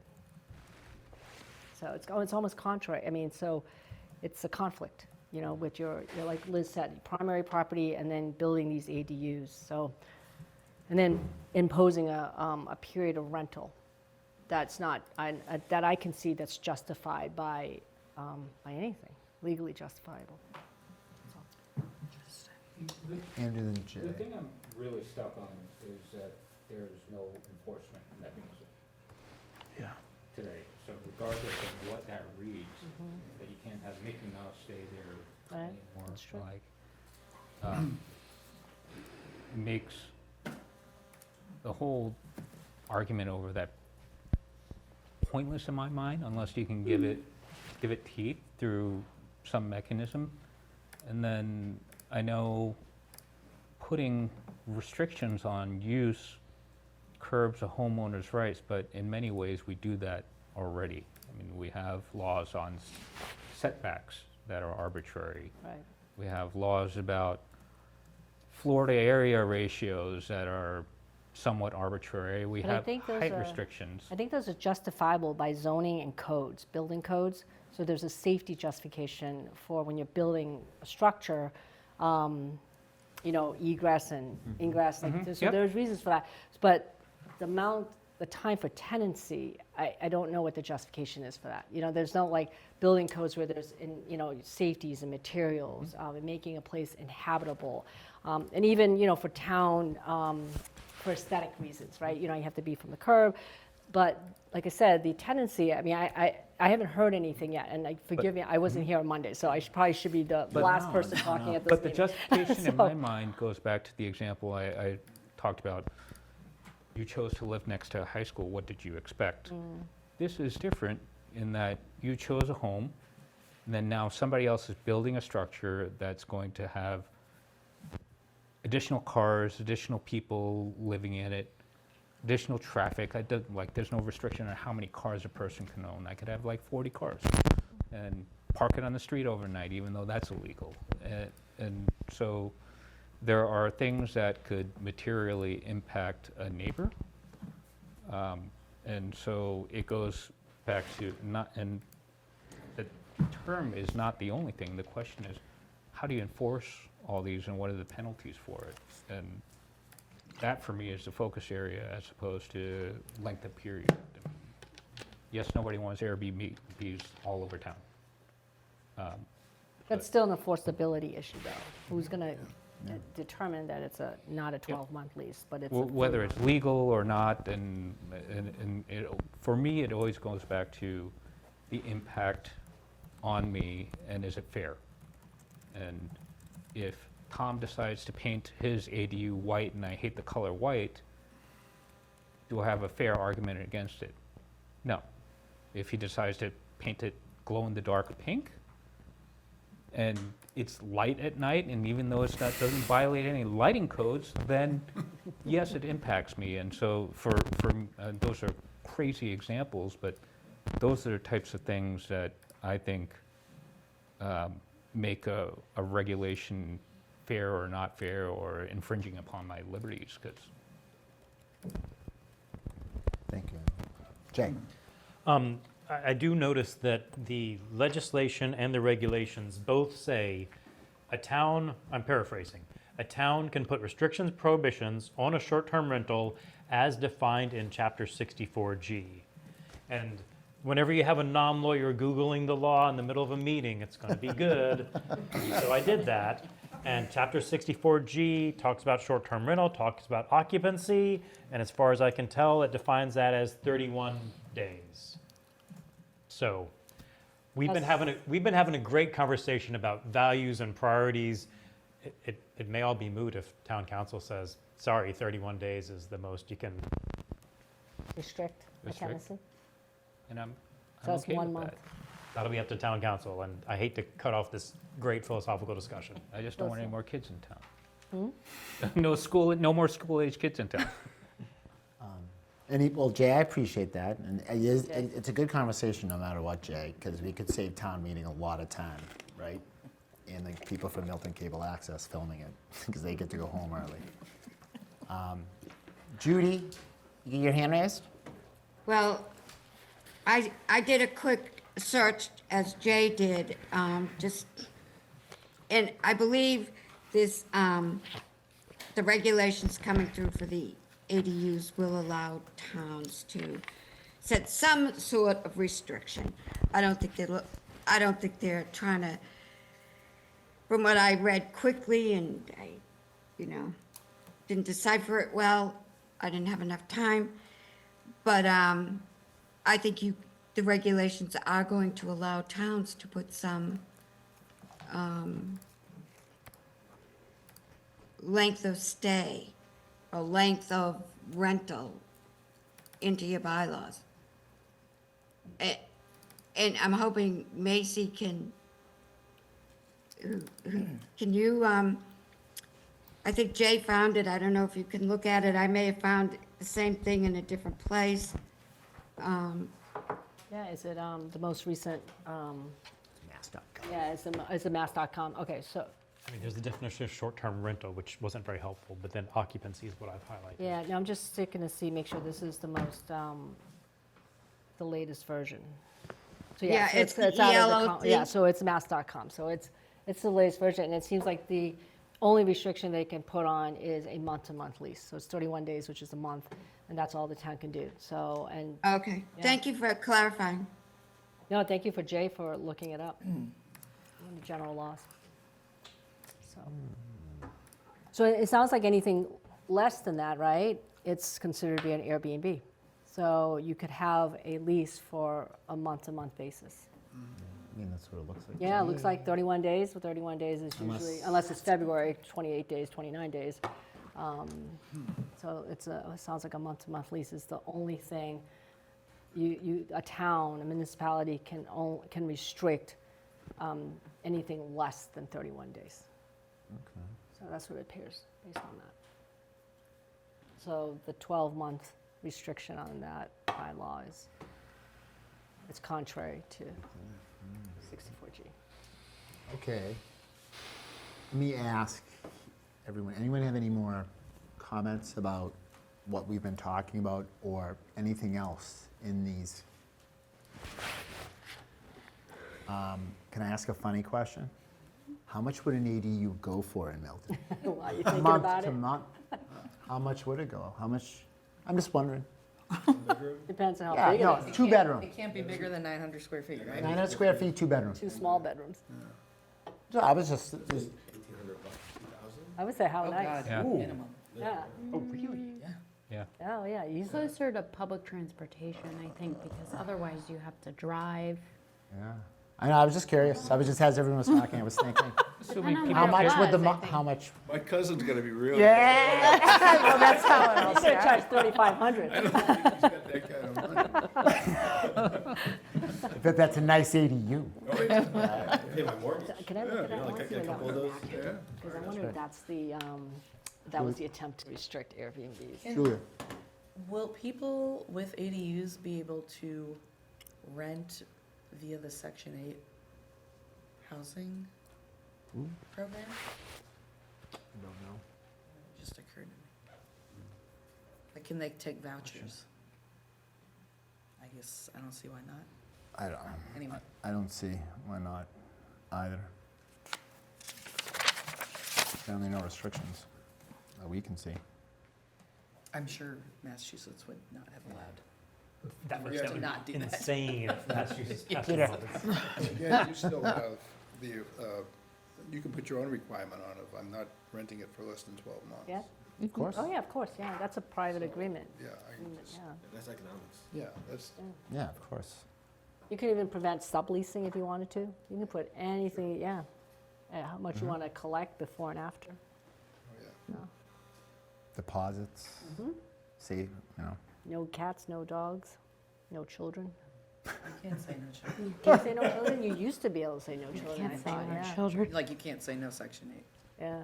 Can't say. Just Some things are protected categories, but There was other some than that, laws, there was like unmarried women, you can't. Yes. Yeah, remember those days? Yeah, Yeah, unmarried we used to women. find these old laws. and I'm let's like, not go horrified. back to that. I remember that.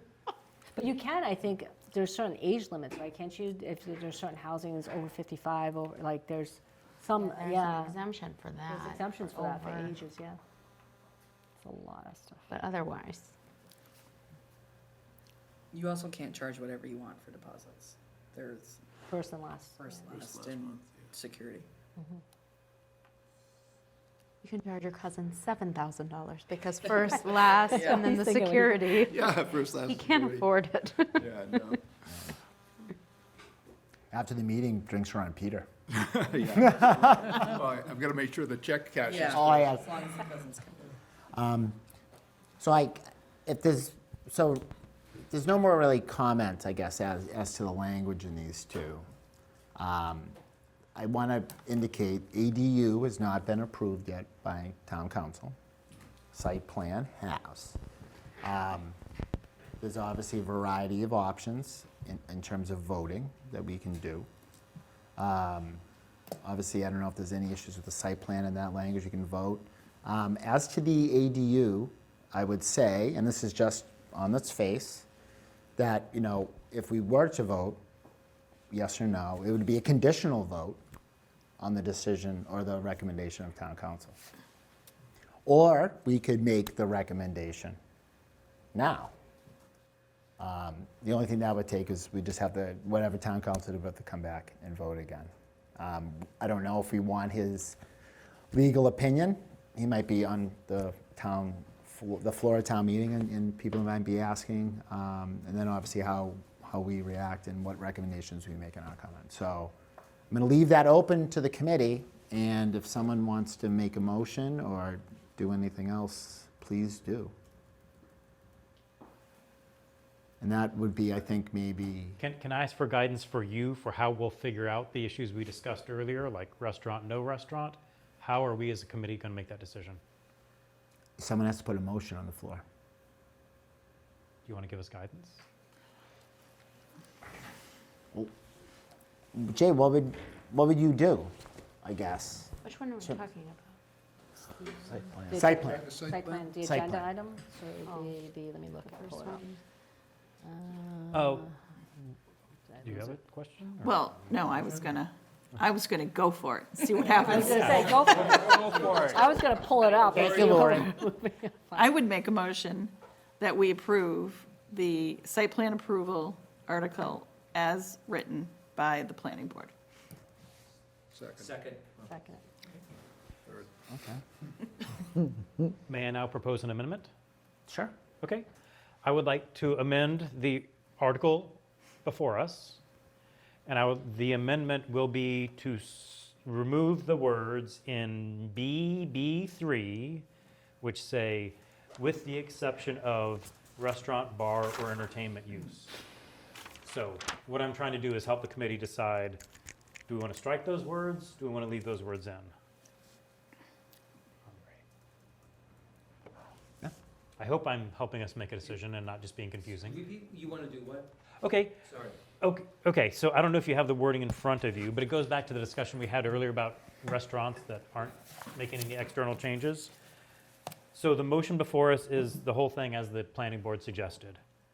I'm suggesting an amendment which would remove the words on the first page if you're looking at it, with the exception of restaurant, bar, or entertainment use.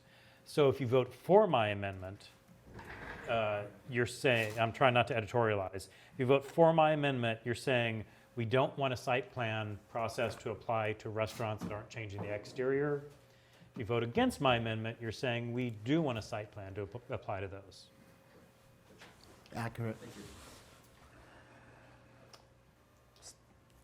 For voting purposes, I second that. Okay, that's what Motion to I was amend. hoping that Thank you you. were going to I'm second with it. Okay. Okay. As to the motion on the floor, to strike from the site plan review bylaw, the section B, small b 3, with the exception of restaurant, bar, or entertainment use. Meaning, Jay, that those businesses would not fall under the site plan review. Yeah, if I may say again, currently, they only get a site plan review if they're changing the exterior. This is saying, even if they don't change the interior, we're going to give them a review. So it's, as proposed by the planning board, it's expanding the things that get a site plan review. And I'm saying let's not make that expansion. But a restaurant that's making a change will still get a review. Sure. Does everybody understand what we're voting on? Jay, can you confirm? Is that correct? Can you say it again? If we vote yes, we want it to stay. If we vote no, we want it to go away. The Opposite, Judy. Yes, yes. to Opposite, strike it. thank you. We're So, voting to Jay's friendly Amendment. amendment. To strike subsection B. so if we say yes, it strikes. If we Yeah. say no, it stays. Correct. Yes, to Thank you strike so the much. language. Can I ask a question? Absolutely. Steve? It's a question. So using the example given the other day, where they're putting a bar in there, right? Which triggered the site review. Jay's proposed language would remove that from happening, right? So if they do that, they put a bar in there, there's no site review. Is that what you're saying? I'm trying to follow your idea. As I read it, if the only change you move to your restaurant, you make to your restaurant is within the 4 walls, then you wouldn't get a site plan review. Oh, okay. So the one at Milton, whatever you call it, is getting a site plan review because they are making external changes as well as being in a residential. Yeah, the external. Bar change So is the interior. stairs. Yeah, the bar change is material. Oh, it's interior. Yeah, yeah. Oh, yeah. Right. Oh, okay. But if with the amendment that Jay proposed, and they didn't do the exterior stairs, it would not get a Yes. site plan approval. They could have 20 seats in the plate and now put in 100 seats. And we Correct. wouldn't know. Correct. And you live next door. So I have a question. So as long as they don't make any changes to external, there's no site review, right? That's, In the current state. right, within the current language, okay. Yeah, so this would propose to give language that they would trigger like a review, right? And go to ZBA. But would the building department still review it? I think they would have skin in that game. But they wouldn't be looking at, they would be looking at very specific Yes. building guidelines. Correct. Not, is this right for the town? No, there's no Yeah. policy. No. Is it 2 feet or 3 feet? That's all we care about. Yeah, Sewage, exactly. drainage, they would look at that. Yeah. Okay. Liz? Yeah, so to Lori's point, in that particular instance, because of the external stairs, that would have triggered. However, if they hadn't built those stairs, it is true that they have not done any external work on that, where the plate was in the, in that building. What do you call it? The Milton Marketplace. Yeah. So, right, because of the stairs, I guess it would have, but without the stairs, if they hadn't built that, it wouldn't. Though it's still, I think it would have still gone before the ZBA, but only after that was agreed upon by the restaurateur and the planning board, so. Okay. Does everyone know, any questions? Everyone knows, right? We're voting on the amendment to strike the language from section big B. Okay. Ready? Okay, can we call the roll, Karen? Tom, No. Steve, No. Lori, No. Liz, No. Jay, Yes. Allison, No. Andrew, No. Macy, No. Julia, No. Peter, No. Brian, No. Ron, Judy. No? Motion does not carry. Okay, thank you. Okay, now we're back to the original motion as written and submitted by the planning board. Liz? Now, I would like to make an amendment to remove big B, little b, 1, and then you would have to renumber them. Construction, redevelopment, or expansion of multifamily residences and ADUs. May I make a friendly amendment? Thank you. I Friendly think you just- amendment, a friendly amendment to, I think you just meant the word "and ADUs." Yes, thank you. And ADUs. Leave number 1. Thank you. you still don't have to fix the numbering. Leave the numbering That's, alone. that's big. No, the- I'm unclear, which? This is B. B, little b, number 1.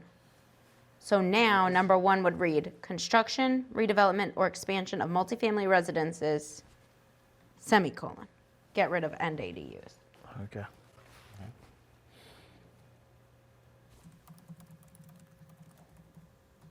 Somebody got, that's what I moved to do. Okay. Got to second that motion or don't. To, seconded? Seconded by Macy. Yeah. So, Liz? Yeah. Your motion, just so we're clear, is section B, little b, subsection 1, strike and ADUs. Yes. Okay. Do a vote? Any questions, concerns? We understand what the motion is before the floor. Okay, Karen, could you call the roll? I'm just gonna share it. Oh, thank you, I'm sorry. Second. There you go. Too fast.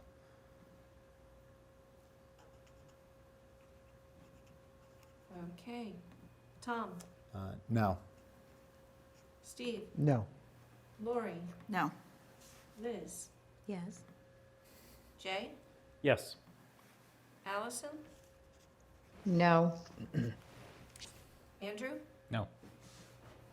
Macy, No. Julia, Yes. Peter, No.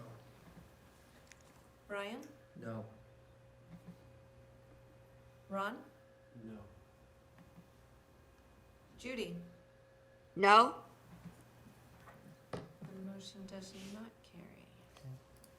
Thank you, Liz. Okay, we're back to the original motion as submitted by the planning board, site plan review. Does anybody want to speak any further to that motion or the article in general? Jay? I think this is a great article. I really want to see it passed. And I hope that the warrant committee will not only vote in favor of it tonight, but will, through our comment written in the article, written in the, where will we write a comment? We will write it on a green sheet. On a green sheet. Are you and- volunteering? And Get your passion. and through our chairs getting up and speaking at the town meeting. Complicate. You've seen what we've talked about. Imagine 250 people talking about this. Complicated zoning things can lead to anarchy in town meeting, which then lead to them failing. I'm hoping that we shepherd this to a smooth sailing at town meeting. Thank you for those words, Jay.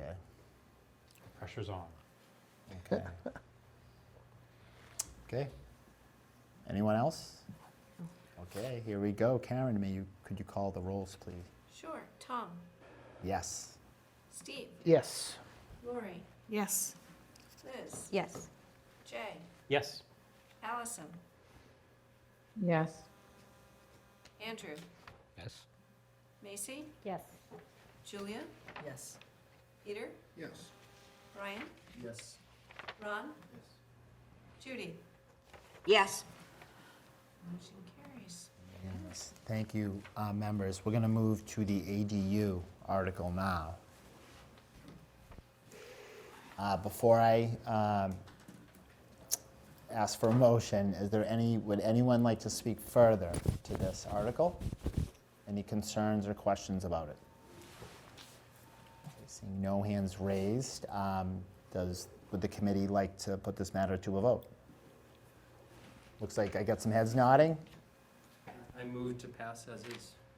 Okay, Brian has a motion to pass the ADU bylaw as submitted by the planning board. Okay. I move to amend. Oh, okay, Don't you need a second? yeah, we need to. Oh, I'm so sorry. Well, then I should have said something. somebody else. Brian has a motion to accept the article as written and submitted by the planning board. Second.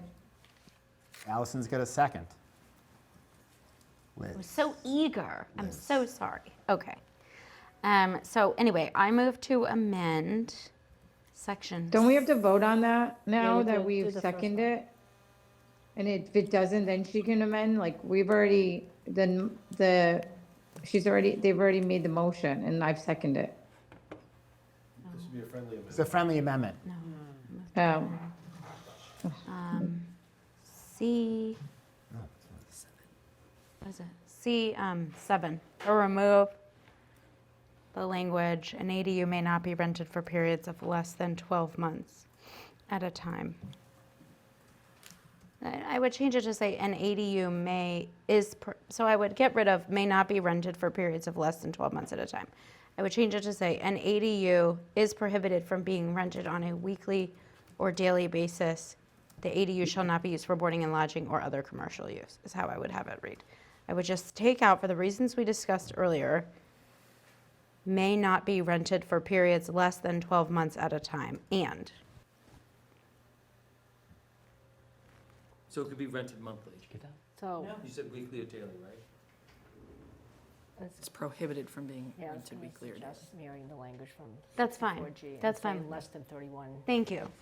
That's fine with me. That's my I'm suggestion. going to say cite to the statute. Yeah, that's what I was gonna, I Pursuant to. suggested. So do you want me to make Okay. the friendly amendment to that? or Please, do you friendly want- Okay, amendment. so you're going to boy. withdraw Yes, your friendly do. amendment. yes. Okay, so Thank you. Liz has withdrawn. Okay, Do I hear any other friendly amendments? I have a friendly Macy. amendment. thank you. So I propose that, as a friendly amendment, that section C, subsection 7, where it refers to an ADU may not be rented for periods less than 12 months at a time, that the 12 months be struck from subsection 7 and add 31 days, which mirrors the language under chapter 64G, which is 31 days. May I ask a question? Sure. We're assuming that 31 days is actually correct and that town council is going to come to the same conclusion. Why would we vote on it without knowing the answer? This particular section already refers to chapter 64G, and it is defined as 31 days for tenancy. It cannot be less than 31 days pursuant. Regardless of what that refers to, until council has come back to us with a definitive answer, why are we voting at all? I second that. I Well, second that. because Macy put Third. it forth. Well, yeah, we have a motion Nice, now, or second being that motion. proposed. Yeah. Okay, but what is the motion? So the motion, you've stated it, Karen has it up on the screen. Not yet. Okay, Can we discuss a little bit? sure. So there's a question about the legality of that. That's what you're basing this on, if it can be 31 days, right? So we're not really sure. I do agree. I think we should get the town council's opinion on that before we vote on it. I think we should be sure. We're getting a town council opinion. That's what I think. I mean, we should all be sure about it. I'm not saying you're wrong, I'm just saying, why not wait for the final legal answer? It does mention that short-term rentals, as defined by Massachusetts General Laws, Chapter 64G, Section 1, which is the definition section of that particular chapter. And it defines a short-term rental as anything less than 31 days. So, I mean, you could let town council do it. Well, that's the Yeah, thing. it's, So I mean- we could be coming back Yeah, we one could come way back or another, on the right? 31 days. I mean, we're gonna have to, if town council says this is no good, we're going to, or the other way around, we're gonna have to come back. Yeah, Our like, the proposition. planning- I'm sorry to interrupt you. Oh, no. No, I'm done. If the planning board did lift this from other towns that were approved by the AG, then we might be okay with it. We might not be okay with it, but we might know it's okay for this state. Okay, Macy, then Liz.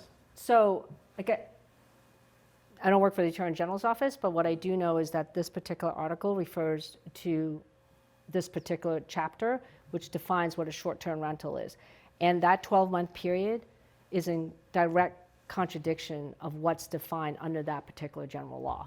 So with that said, I don't know what kind of review went through with the Attorney General's office. I'm not sure. I don't know whether Chapter 64G and the definitions therein were reviewed and applied. But just on face value, reading a statute that seems to be in effect and hasn't been recently amended and is referred to in this particular proposed bylaw, that 12-month period appears to me on its face to be in contradiction of an existing law in the Commonwealth. That's it. So, I get that. yeah, so, I mean, you could allow town council to review it, and that's fine, but based on the face of reading this particular bylaw, it is in contradiction of an existing law in Massachusetts. That's it. Yeah. Liz, then Ron. I have a procedural question. Yeah. If one were to ask town council before we vote on this entire bylaw, can we specifically reference to town council the thing that we're concerned about? Because Yeah, we can send him an email and say. I would this like is to know what about we're this concerned about. specifically. Yeah. If we're going to defer, In fact, no matter what we did tonight, I would be sending that To him anyway, Yeah. saying this is what we talked about. We're looking to amend this language. Can you take a closer look and give us because we're fine maybe with the rest of it. It's this thing that we have a problem with pursuant to the statute that reads 31 as opposed to 12. I'm not confident just because other towns have passed this bylaw that it's legal. That's all I'm saying. No, and that- I don't, That's all I'm saying. And maybe I'm wrong. Does that make sense? Reading it. yes, are you going to move forward with that motion or? It seems like for efficiency's sake, that perhaps we should let town council review it and then have another set of eyes on it and then bring it back to us. So, I mean, what do you think, Chair? Yeah, that would be fine. We could vote on it as written and submitted, get the opinion of town council, and we can bring it back.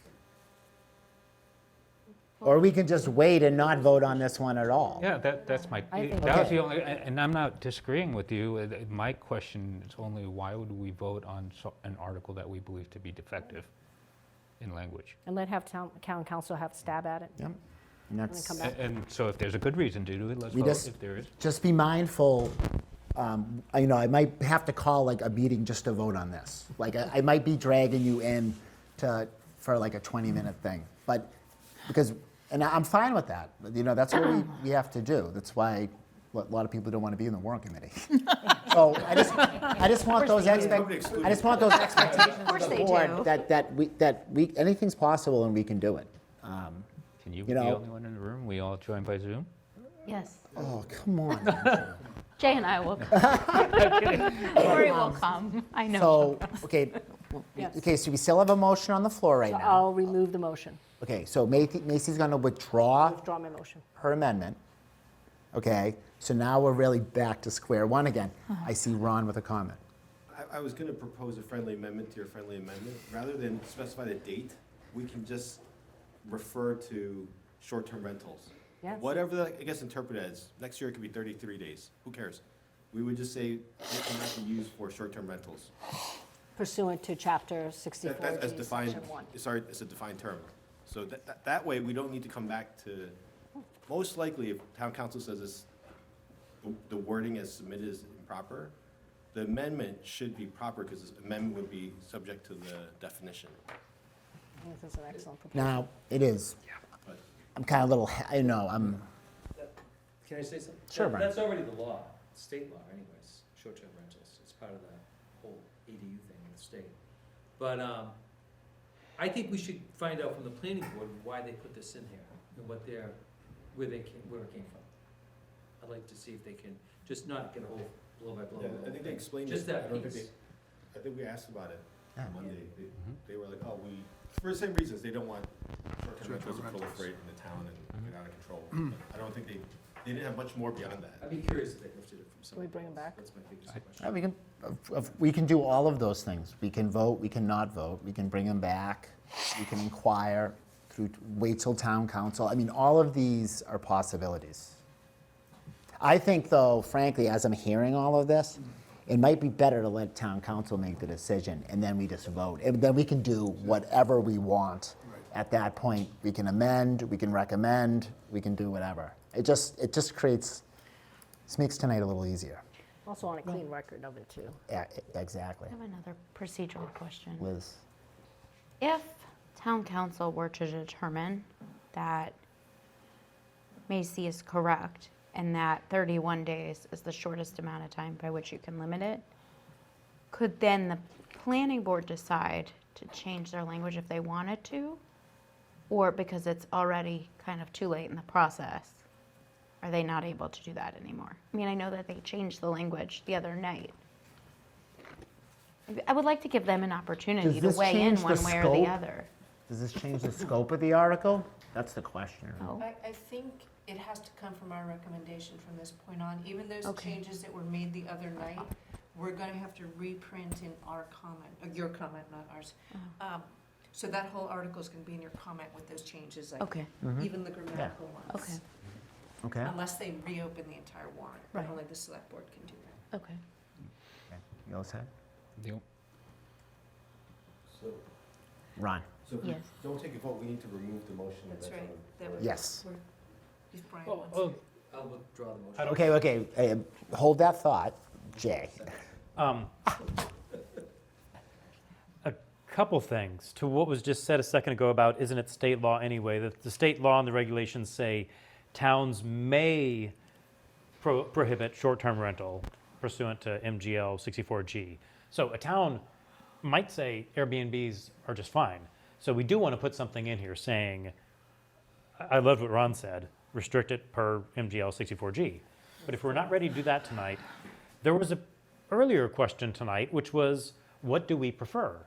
And I heard people around this table and on Zoom, some people would prefer the 12-month rent, forget the law for a second.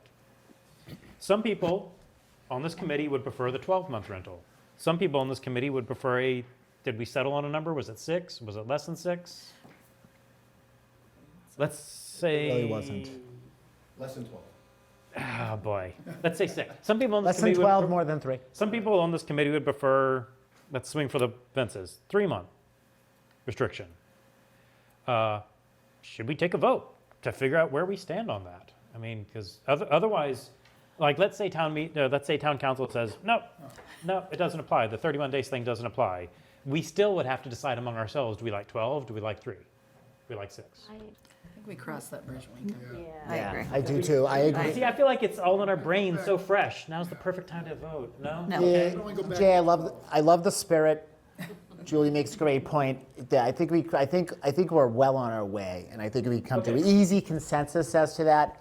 I'm the chair. I think the point that Macy brought forward is a very valid one, and one we should be thinking about, and it very well may be the ultimate. It may be how the article reads. So, that being said, The only other thing I'd ask town council is if they are able to, is there a legal way to put it in enforcement mechanism? On whatever we decide. okay, that's fair. We can do that. And if we can't, then what's the point? Yeah. He wouldn't put the definition of enforcement procedures. Oh, he wouldn't. Like He town said council we're would. allowed to. Yeah, he said we're allowed to, but he wouldn't.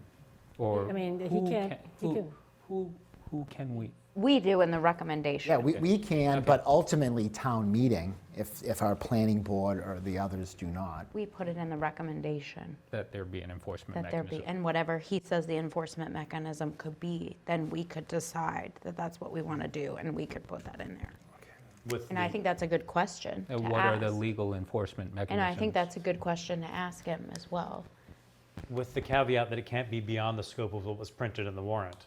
The moderator or town council might say, the town got a warrant. It said this. It said nothing about enforcement. Therefore, you can't vote on things at town meeting that are beyond the scope of what's printed in the warrant, which is sometimes hard to tell, but that may be an issue.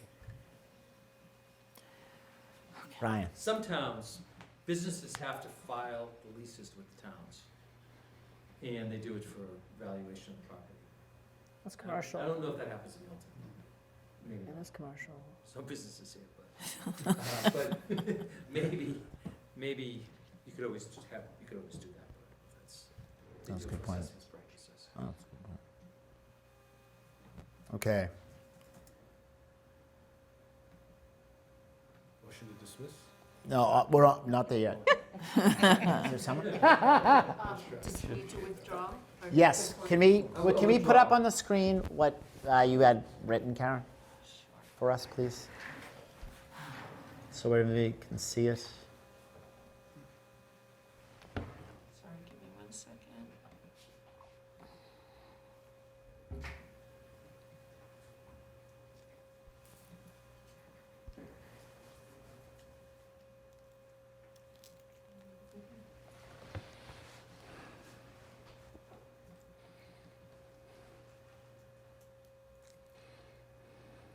That's what we were last, I believe.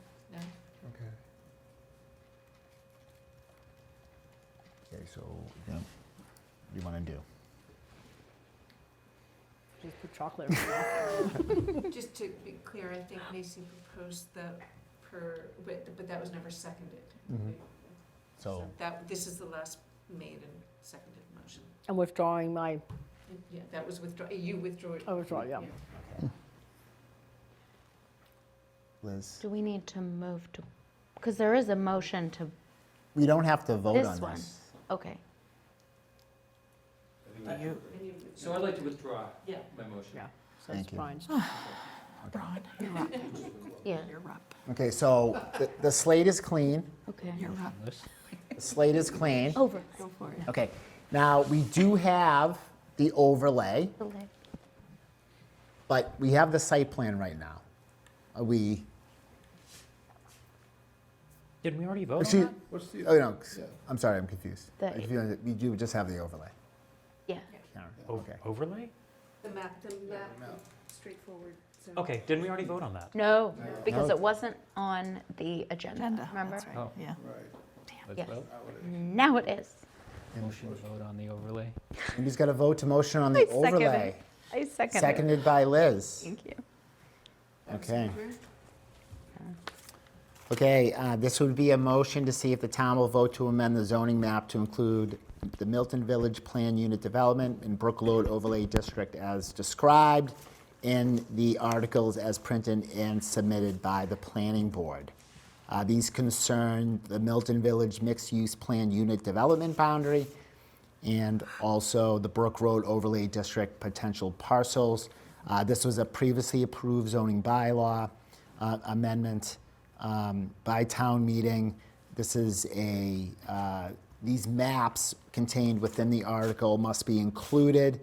Otherwise, the amendment to our overlay is not in effect. So this is pursuant to state law.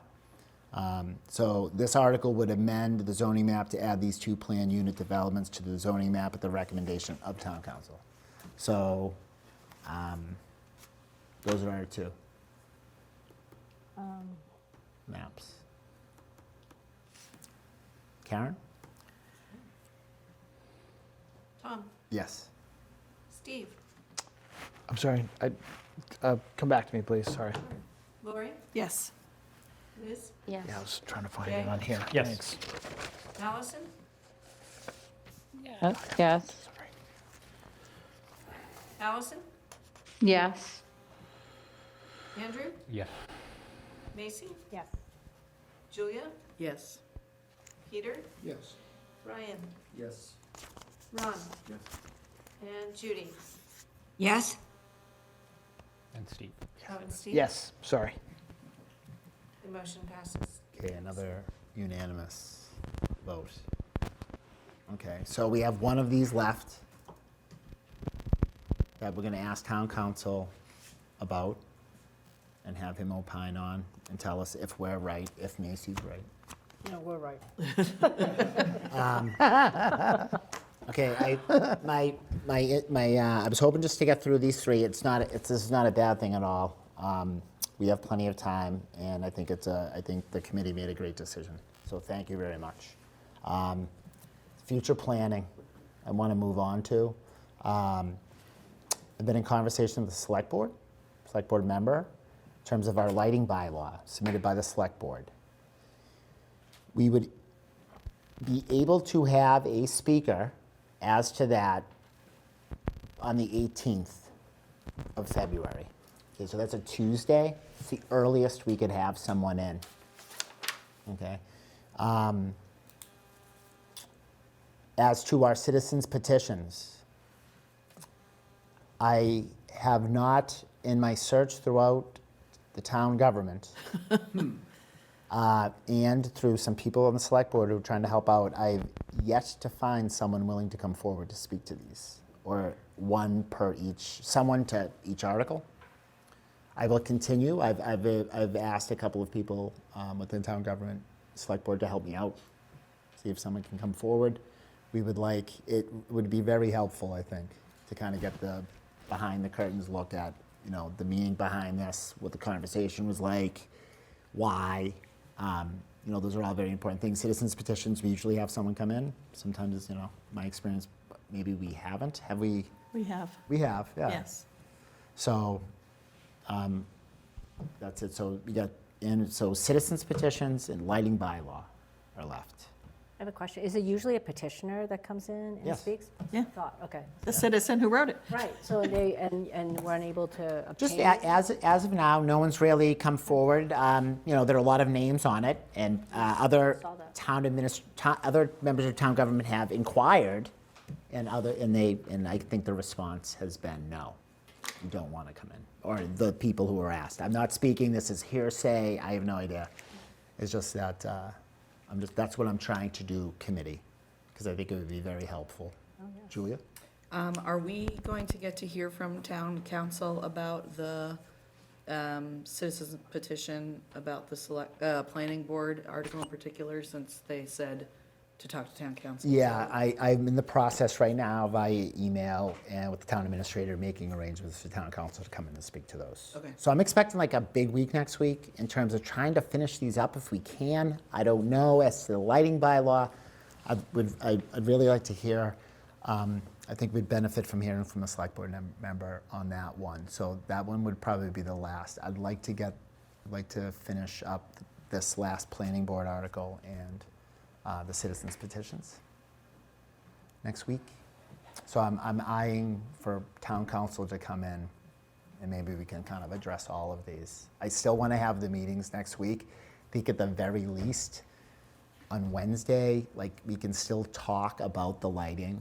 Like, we can still have a conversation if the warrant committee wants to about them, about our initial thoughts and feelings about them.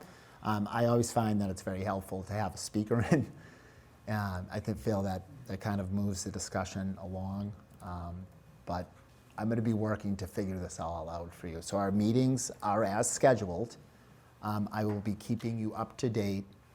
I do have some materials concerning the citizens petition for the law license appropriation.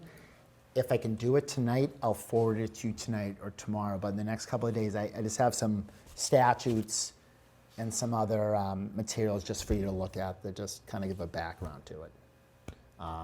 Sorry. Not to take the place of a speaker, like I've been doing throughout our term, just kind of sending you stuff from that, like information, just so you can read and be up to speed on it. Sorry, is this a third citizens petition? No, it's the one for the law license, for the legal appropriation. Oh, okay, gotcha. So that it's just background stuff. I think it'd be helpful for you. Tom, can I ask a question? Sure, Andrew. You said as scheduled. Did I miss something? We already Did have. we already post? Did we already post? We didn't post out through the month. Did- Not for next week, that was going to, I was confirming. Oh. So we're doing Monday, Tuesday, and Thursday, is that correct? I had Monday, Tuesday, Thursday for us next week. I'm sorry, Karen. Okay. I had Monday, Tuesday, Thursday. I out of an abundance of caution. And I also have, I don't know if anybody else has this, but I have a Zoom meeting scheduled for like multiple days. Every day. Every day. Every day. I have that Is too. there a reason? Lori Yeah. pointed it out to me and then I Okay. noticed it. I think get, it's just to their ability to calling use in? the same link for, I think we have the link To not every have to- night and yeah. it sends us, to I'll not find have out to about send that. out Okay. separate I links hadn't each noticed time. it. Because it does throw me off. Yeah. okay. On Saturday night, when I was supposed to be at the Warrant Committee. No, I saw it once and I was like, this isn't a Zoom. You know, Just make, Okay, so what I'm asking members of the committee to do is just check your town email. I know the authentication's a pain in the neck, but please just check the email and just to see. If I can't get anybody from Monday, I don't want to waste anybody's time. So May means you might have to readjust for the end of the week, and I'm sorry if that's a hardship, but I want to get the most out of our time and then get these comments in. We have until the beginning of the following week to submit those comments, so I'm mindful of that also. Okay, does anybody have any questions about that? I'm just trying to get the most bang for our buck. Town council, town administrator, citizens potentially, any petitioner who signed that and is knowledgeable enough to come before the board and speak and articulate the reasons behind, and any other questions we may have, I would invite them in. And you can, if any member of this board knows someone, of this committee, reach out to me and I will connect with them and we will have a conversation. We'll see if that can happen. But Liz. I have a question. So you said Monday, Tuesday, Thursday, next week. Monday, Wednesday, Thursday. no, you Monday, said Monday, you said Monday, Thursday. Tuesday, I Thursday. think I said that. That was me. I'm sorry. It's Monday, Wednesday, Thursday? Oh, Monday, Wednesday, Thursday. okay. And so, okay, I'll move. Not Tuesday and not Friday then, okay. And then the idea would be Monday would be who? Maybe someone from the Town citizens? council or town administrator, I want both. Okay, and then Wednesday, You vote, and then Thursday, maybe no meeting. okay. Well, maybe if there's Yeah, someone I that's for just the wanna- citizens, but, okay. Yeah, I just But want we'll to, reserve those days. I just Okay. want to schedule them. I want to get them, pursuant to the open meeting law. I just want them out there. Doesn't mean we have to have them. Like I said, I'm trying to make the most use of our time. We're going to have a really busy, after this town meeting, it's going to get really busy here. So, thank, This hasn't been busy. audible sigh. No. Okay, Jay? Yeah, I think I would like to talk about the lighting bylaws next week if possible, Sure. even before we have somebody come in, because the following week is school vacation. Yeah. And I don't Yep. think I'll be joining those meetings. I Okay. may, but I probably won't be. so. Yeah. I actually have a question. Were the bylaws regarding lighting distributed? Because I couldn't find it in the email. Were they sent out or, because I can't. I'll get you that later. That'd be great, 'cause I- yeah, Does I- everybody have all the, everybody have I everything? wanna It's a Word attachment, right? find it. Yes. Yeah. You will get it. Meeting Okay, so documents. everyone has the materials. I have all the ones we. Response to those, like, Okay, anyone have any? Aaron Bradley. motion to adjourn. Brian has a motion. A second. Seconded. Third. Third, all in favor? Aye. Okay, this meeting is adjourned. Thank you, Warrant Committee. Thank you, members of the public. Thank you, Chairman.